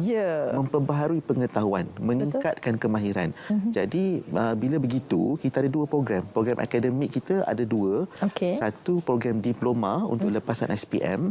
Untuk tu kita ada 4 program lah. Itu program diploma pengurusan, diploma pengurusan perniagaan, diploma pengurusan sumber manusia dan juga diploma pengurusan perakaunan. So itu kalau untuk diploma, untuk lepasan SPM. Program akademik kami juga ada satu lagi kategori, iaitu diploma eksekutif. Diploma eksekutif kami ni ada 10 program. Yang pertamanya diploma pengurusan operasi dan pentadbiran, diploma pengurusan perniagaan. Tapi diploma eksekutif lah ni maksudnya. Beza diploma eksekutif dengan diploma ni sebenarnya adalah diploma eksekutif ni adalah untuk golongan yang bekerja. Dan kelas-kelasnya adalah selepas waktu bekerja ataupun pada hujung minggu. Wow, banyak peluang untuk kita walaupun dah bekerja pun ada peluang untuk belajar, melanjutkan pelajaran juga. Betul. So yang tadi saya sebut tu 2. So kita ada lagi diploma pengurusan sumber manusia juga, diploma pengurusan perakaunan juga. Maknanya yang 4 tadi yang diploma tu dia ada juga nama bentuk eksekutif. Lepas tu selain daripada 4 tu kita ada diploma pendidikan awal kanak-kanak. Diploma kaunseling. Diploma teknologi maklumat. Dan juga apa lagi Dr. Su? Kita ada juga sains kejurulatihan. Sains kejurulatihan dan juga untuk yang berminat agama ada usuluddin dan syariah ada usuluddin. Usuluddin pun ada. Wow, banyak pilihan lah sebenarnya. Betul. Ini memang semuanya diploma eksekutif lah. Ini adalah program-program akademik kita. Tapi sebab kita ni beza kita dengan fakulti-fakulti lain, dengan institut lain, kita ni adalah lebih menekankan kepada pembelajaran sepanjang hayat. Jadi maksudnya orang bila kita nak suruh dia, kita nak galakkan dia untuk menimba ilmu, terus belajar kan. Jadi kita kena permudahkan juga proses belajar tu. Jadi kita ada juga bentuk kursus-kursus pendek. Kursus-kursus pendek, kursus-kursus kemahiran, bahasa, kursus agama dan sebagainya. Macam contohnya kursus-kursus bahasa Inggeris. Ataupun kita ada CJ profesional. CJ profesional dan juga kita ada CJ kompetensi. CJ profesional, CJ kompetensi ni dia pergi kepada bidang-bidang yang very niche lah. Bidang tujuan yang sangat spesifik lah. Kalau CJ kompetensi tu kita ada sampai kepada CJ penyediaan sushi ataupun CJ barista. Yang dikeluarkan oleh Universiti Melaya. Dahsyat tu. Dahsyat tu. Senang tu nak dapat tu. Kita ada 74 CJ kompetensi. Macam-macam ada. Gubahan perkahwinan lah, jahitan baju kurung lah dan sebagainya. Universiti Melaya. Macam pelik tu. Tapi itu yang penting. Universiti Malaya tu. Sijil dikeluarkan tu. Betul. So CJ profesional tu kita ada macam digital marketing dan sebagainya lah. So ini adalah program-program bukan akademik. Maksudnya bidang akademik pun ada, bukan akademik pun ada juga. Berkaitan dengan kemahiran sebagainya lah. Okey, jadi antara perkara yang cukup penting lah berkenaan dengan kewangan atau pembiayaan tu. Bagaimana sekiranya mereka yang ingin menyertai program-program yang diadakan oleh Universiti Malaya sendiri, dari segi pembiayaan kewangan yang disediakan untuk mengikuti program ni bagaimana Puan? Okey, beginilah. Prof Madia. Sofi panggil saya Dr. Zu. Saya lebih biasa dengan dengan kalangan guru-guru kerana saya dari Fakulti Pendidikan juga. Selain daripada memegang kepimpinan pengurusan di bawah dekan. Boleh kita katakan bahawa hari ini kalau kita kata untuk meneruskan pengajian kita ni ada 2 perkara. Pertama, selain daripada kita harus lulus dalam SPM, yang kedua ialah pembiayaan. Ramai di kalangan prospek akan bertanyakan perkara ini. Kalau ketika zaman saya lah kalau ketika dulu kita lebih kepada pembiayaan yang kita dapatkan beasiswa daripada GPA, daripada MARA dan GPA dan mana-mana pihak. Tapi untuk seksyen kami daripada Pusat Pendidikan Berterusan Universiti Malaya, ia merupakan salah satu peluang ya kepada mereka yang boleh mendapat pembiayaan daripada luar. Contohnya ya, kita ada berikan dari segi PTPTN, Pendidikan Malaysia kan, yang memberi ruang kepada pelajar-pelajar lepasan SPM yang ingin meneruskan pengajian mereka di peringkat diploma. Kemudian selain daripada itu juga, kita juga ya ada kumpulan wang simpanan pekerja KWSP, akaun 2. Dan seterusnya kita untuk ibu bapa, dan seterusnya kita juga ya di peringkat kami telah berusaha untuk mendapatkan beberapa dana di peringkat yayasan negeri ya, dan juga zakat. Dan boleh dikatakan ramai pelajar-pelajar UMCCED ataupun pusat pendidikan berterusan pada kali ini mendapat sokongan daripada pihak zakat dan juga yayasan untuk memberi ruang kepada pelajar-pelajar selepas SPM. Memandangkan UPU dah keluar kan? Ya.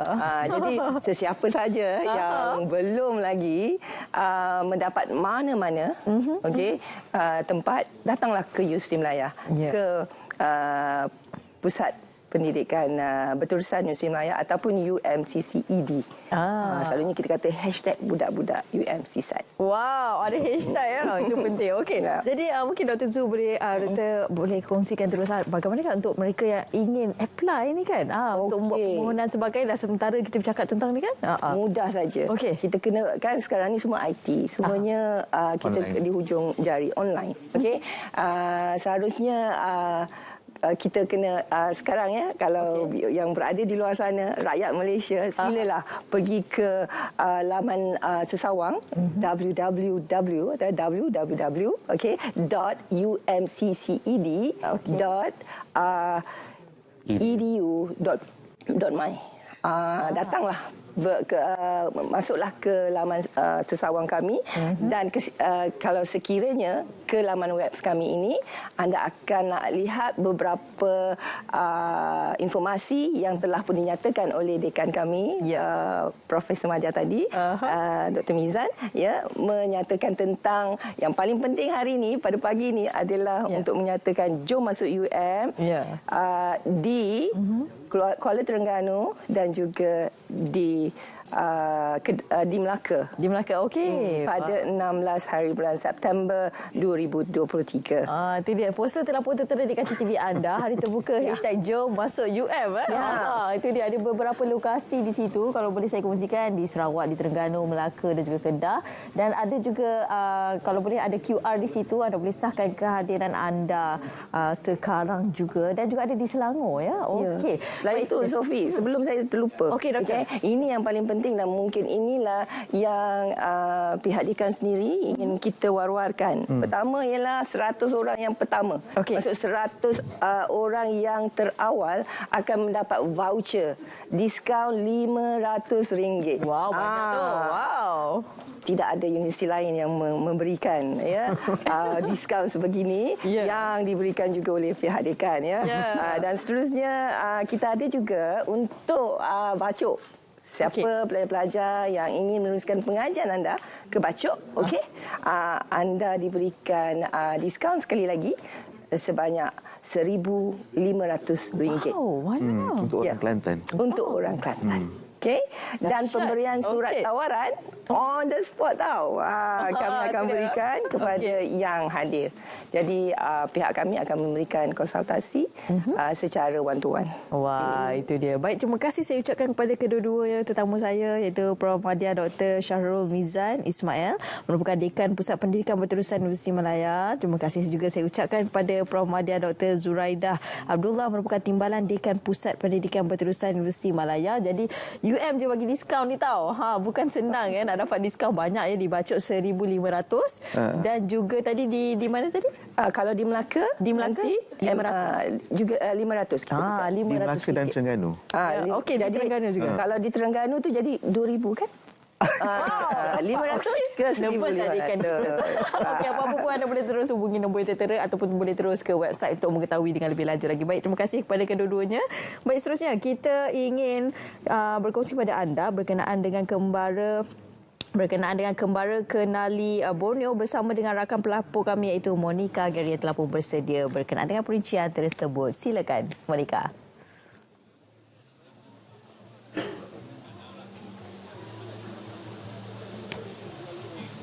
Terima kasih Raja Sofia di studio. Selamat pagi Malaysia. Cerita Pagi Sarawak hari ini bersama saya Monica Gary langsung dari kilometer 0 Teluk Melano yang merupakan destinasi terakhir Kembara Kenali Borneo rombongan diraja kita pada pagi ini. Dan bersama saya ketika ini iaitu Pegawai Dedah Lundu Tuan Gustian Durrani. Selamat pagi Tuan. Selamat pagi. Baik Tuan, kongsikan harapan Tuan memandangkan ini adalah pertama ataupun julung kalinya Kembara Kenali Borneo yang rombongan diraja kita akan singgah destinasi terakhir di Teluk Melano ini.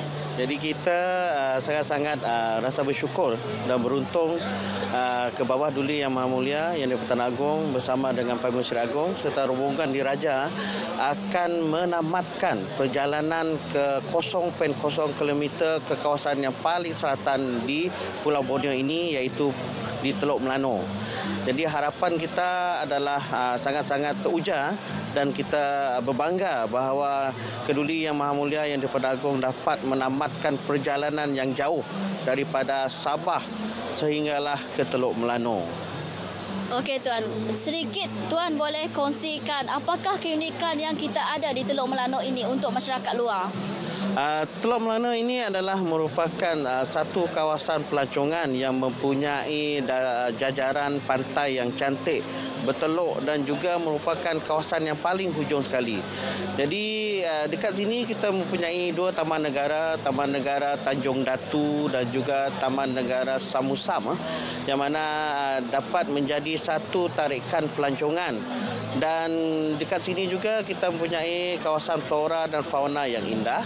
Dan ia dah merupakan satu kawasan yang boleh dijadikan satu kawasan tarikan pelancongan yang terbaik di Sarawak tekan ini.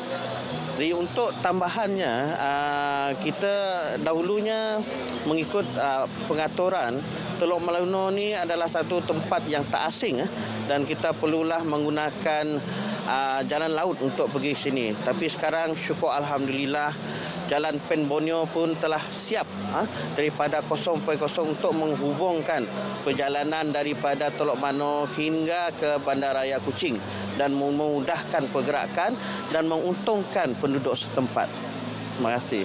Baik Tuan, terima kasih atas perkongsian tersebut. Cukup menarik sekali bahawa Teluk Melano ini merupakan destinasi pelancongan yang telah pun berkembang pesat sejak terbinanya Lebuh Raya Pen Borneo bagi jajaran Teluk Melano semata dia.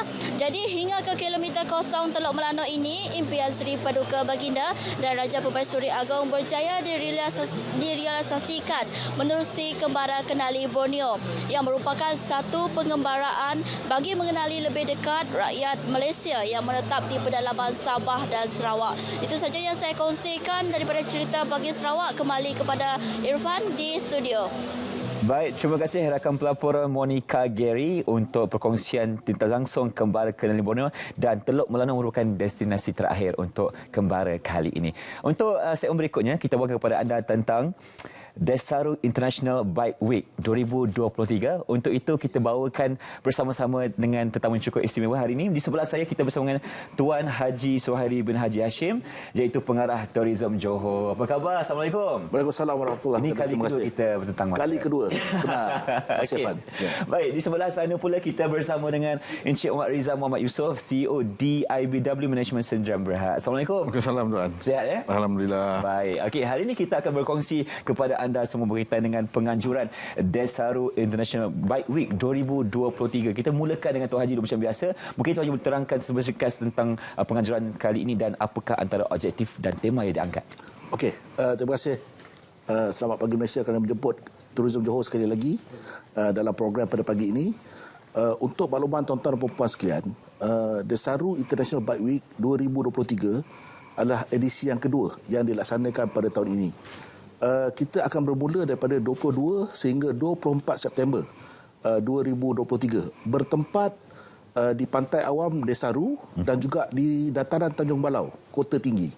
Jadi untuk tahun ini Tourism Johor bagi pihak Kerajaan Negeri Johor menganjurkan Desaru International Bike Week kali kedua ini dengan harapan sebagai salah satu daripada kalender pelancongan untuk meletakkan industri ataupun kegiatan permotoran menjadi salah satu agenda pelancongan kerajaan negeri bagi tahun 2023. Dan kalau kita lihat untuk tahun ini kita menggunakan tagline Ride Proud and Reach Out. Bermaksud reach out. Ya, bermaksud kita amat menghargai brotherhood dalam industri permotoran. Di mana kalau kita lihat banyak grup-grup bermotosikal ini bekerjasama. Dan juga sebenarnya kenapa kita sebut reach out, kita lihat pada kali ini kita kumpulkan lebih daripada 150 penunggang antarabangsa yang datang bukan sahaja daripada Amerika Syarikat, daripada Hawaii, daripada Singapura, daripada Indonesia dan juga Thailand, yang mana mereka komit untuk bersama-sama hadir dalam program ini pada tahun ini. Ya, kita bawakan juga rider-rider dari luar negara ya. Ya, benar. Tadi kita ada sebut tentang Amerika Syarikat, Indonesia, Singapura lagi. Kita ada daripada Hawaii. Hawaii. Ya. Itu antara perkara yang menarik untuk kita bawakan, tengahkan dalam DIBW kali ini. Dan kalau kita nak tanya kepada Encik Rizam sendiri, kenapa lokasi untuk kali ini kita memilih Desaru Kos dan juga Tanjung Balau?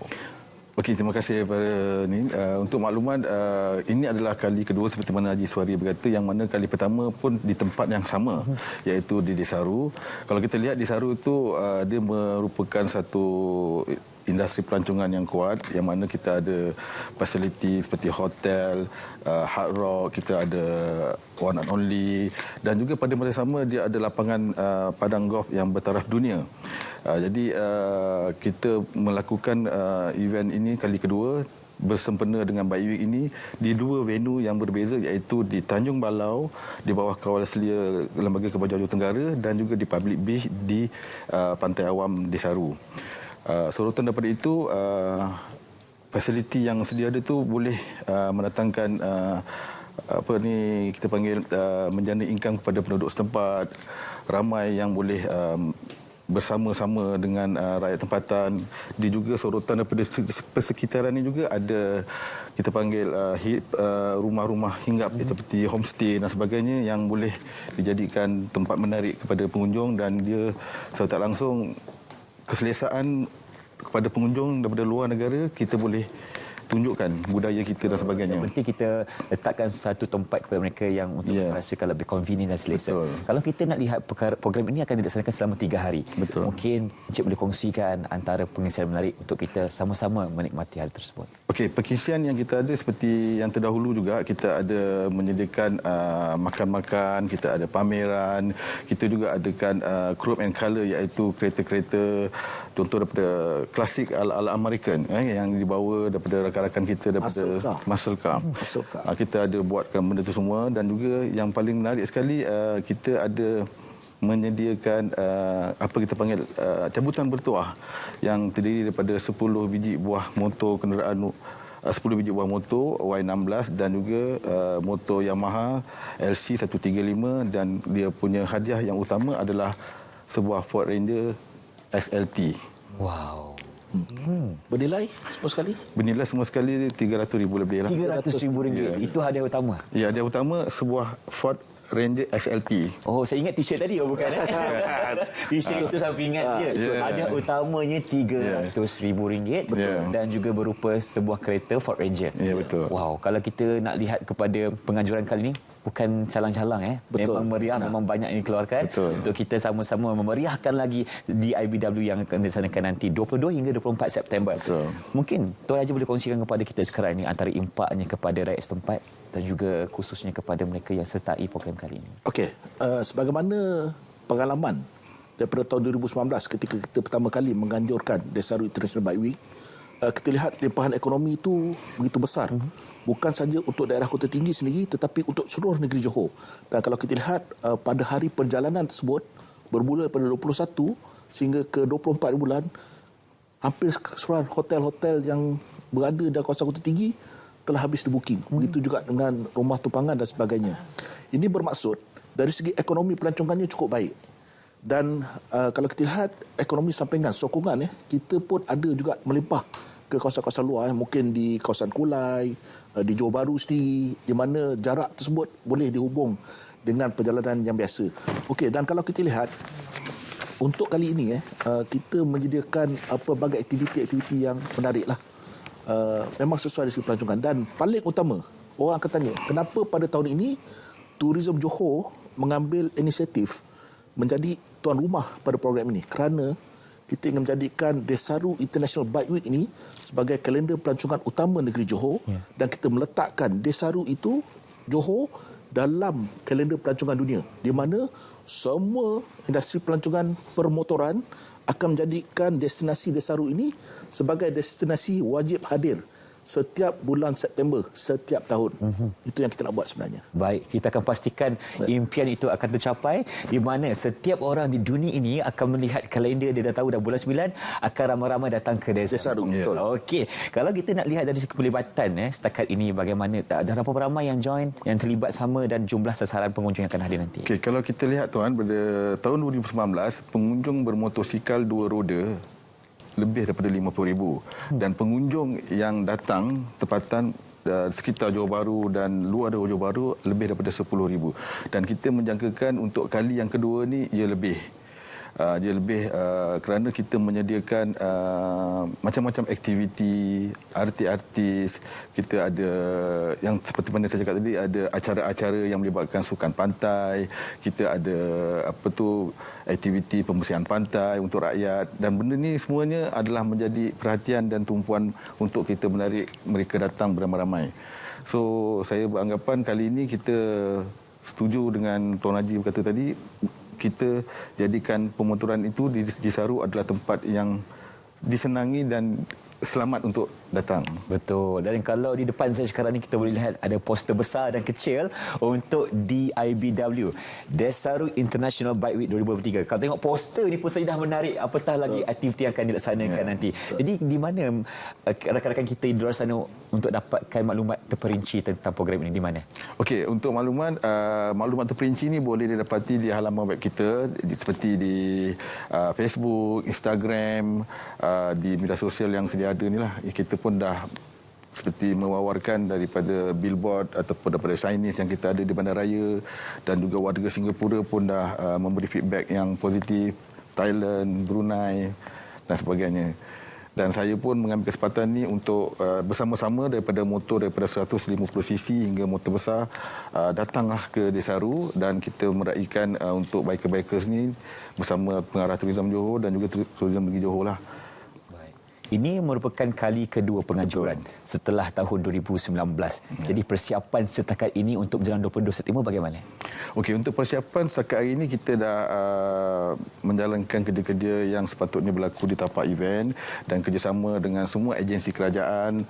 Kita dah pun berkali-kali dengan Tuan Haji Mengarah Tourism itu bermesyuarat bagi menyelaraskan supaya perjalanan ini dipermudahkan dan diberi kerjasama lah.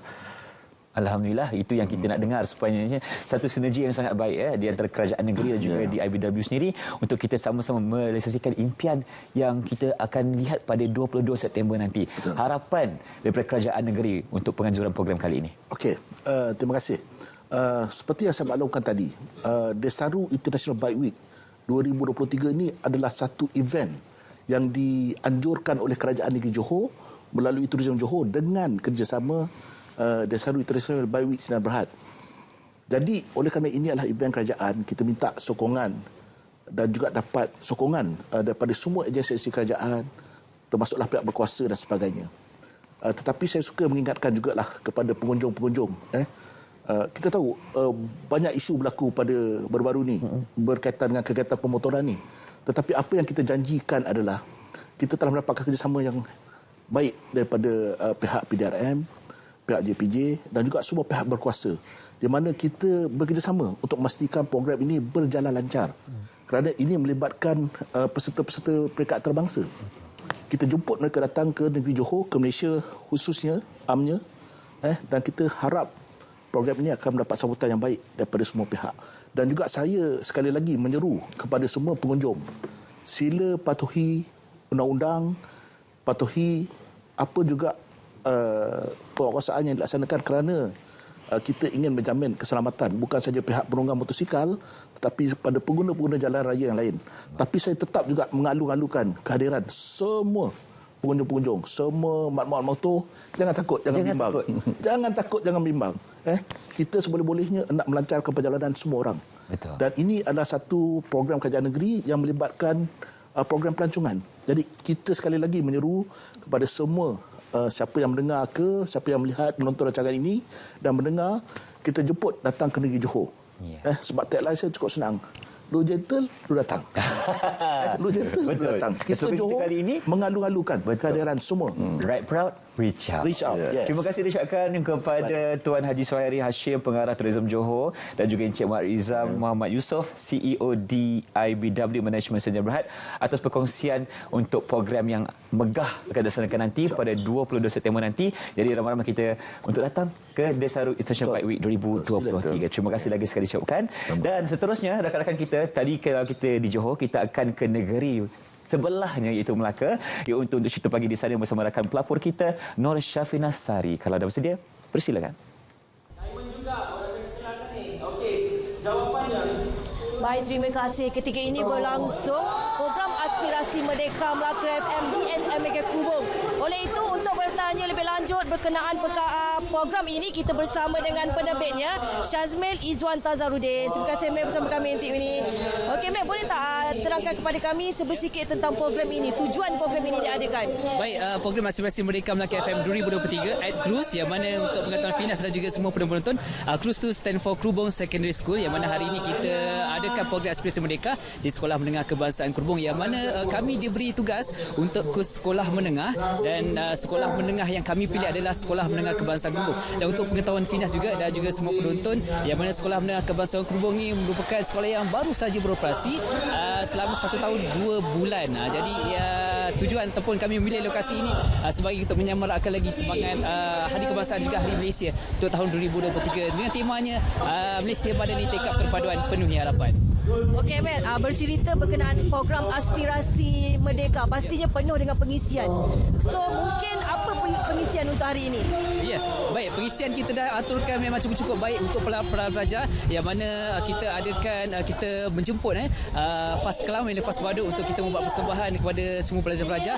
Dan yang mana untuk ceramah Aspirasi Merdeka, kita ada menjemput Tuan Haji Jamil Berjaman yang merupakan tokoh guru Peringkat Negeri Melaka untuk tahun 2022, yang mana kita jemput khas di Sekolah Menengah Kebangsaan Krubong ini, dan kita adakan ceramah kuis Aspirasi Merdeka untuk kita mengenal pasti ilmu-ilmu yang disampaikan oleh penceramah, dan juga kita nak mengenal pasti jugalah manfaat juga ilmu yang diterima oleh pelajar-pelajar di Sekolah Menengah Kebangsaan Krubong ini. Dan istimewanya Finas, kita menjemput juga artis undangan atau jemputan kita pada hari ini, iaitu Nabila Razali, yang mana Nabila Razali datang ke sini menyanyikan lagu patriotik bersama dengan pelajar, dan juga menyanyikan lagu hit beliau iaitu Pelang Kedua dan juga Pematahari. Dan ini acara yang telah pun disusun untuk memeriahkan lagi seramai 659 orang pelajar-pelajar Sekolah Menengah Kebangsaan Krubong. Okey, bagi setiap program mesti ada harapan dia. So apa harapan terhadap program ini, dan juga mungkin ada perancangan untuk masa depan?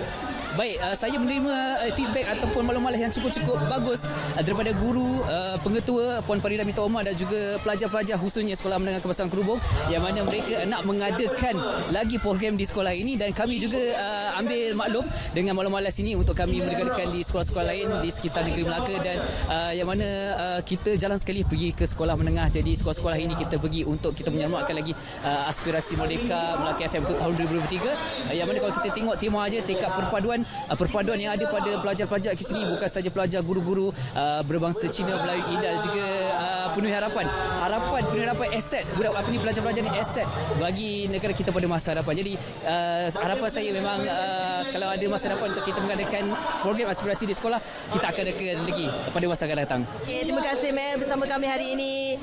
Jadi kita mengharapkan program Aspirasi Merdeka yang dilakukan RTM saban tahun akan mencapai sasarannya. Jadi saya kira setakat ini saja laporan dari Melaka. Kembali ke Angkasa Puri, silakan. Baik, terima kasih saudari Nur Syafina Sari tentang program Aspirasi Merdeka Melaka FM untuk cerita Pagi Melaka. Seterusnya kita akan berhenti berehat seketika. Teruskan bersama kami dalam Selamat Pagi Malaysia selepas ini. Merdeka! Merdeka! Merdeka! Rasanya ramai dah tahu kan saya dekat mana sekarang ni? Inilah dia Stadium Merdeka. Di sini juga tempat keramat yang mengumpulkan puluhan ribu orang untuk menyaksikan sejarah negara tercipta.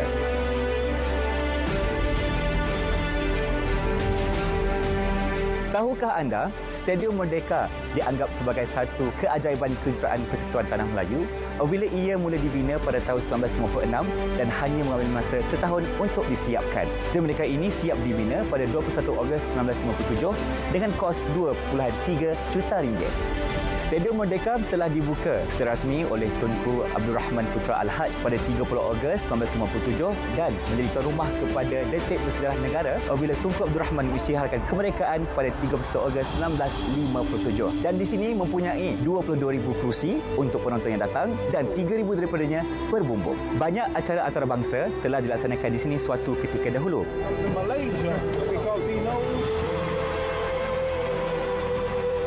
Kini, pelbagai usaha telah diambil untuk mengembalikan nostalgia dan kegemilangan Stadium Merdeka daripada ia terus terbiar.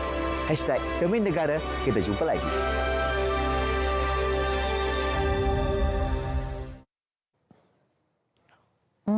Tadi macam kembar ke? Siapa yang tadi tu? Irfan juga ke namanya? Irfan juga kan? Itu dia #Demi Negara. Penting sebenarnya untuk kita sebagai anak muda ni untuk tahu tentang sejarah-sejarah negara kita supaya kita dapat sama-sama memartabatkan jati diri sebagai anak Malaysia. Ya, betul. Sebenarnya kan kita tak perlu jalan jauh-jauh tau Irfan kan. Dalam negara pun banyak sebenarnya lokasi-lokasi yang bersejarah untuk kita kenalkan kepada anak-anak kita khususnya ataupun anak muda sendiri untuk mengetahui apakah antara sejarah-sejarah tersebut. Ya, dan di sini di sebelah ini saya ucapkan terima kasih banyak-banyak kepada anda semua yang telah bersama kami selama 2 jam bermula sejak 8 pagi sehingga 10 pagi di saluran berita RTM, TV1, RTM Klik dan juga di TikTok. Pelbagai perkongsian menarik yang kita bawakan kepada anda hari ini. Ya, insya-Allah bagi anda yang tak sempat menonton kami, jangan lupa anda juga boleh menonton kami di Facebook kami dari Sudut Pagi, Saat Pagi Malaysia ataupun juga di RTM Klik untuk menonton kembali apa antara pengisian yang telah pun tertinggal. Betul. 4 hari lagi untuk kita sama-sama memeriahkan sambutan Hari Malaysia pada 16 September nanti di Stadium Perpaduan Kuching, Sarawak. Sama-sama kita kibarkan jalur gemilang Malaysia. Ya, insya-Allah kita akan jumpa lagi esok bersama dengan rakan-rakan hos yang lain. Sekian daripada saya Raja Sufia Raja Arif. Saya Irfan Syamil Nasution. Tekad perpaduan penuhi harapan. Assalamualaikum dan salam sejahtera. Bye-bye. Bye.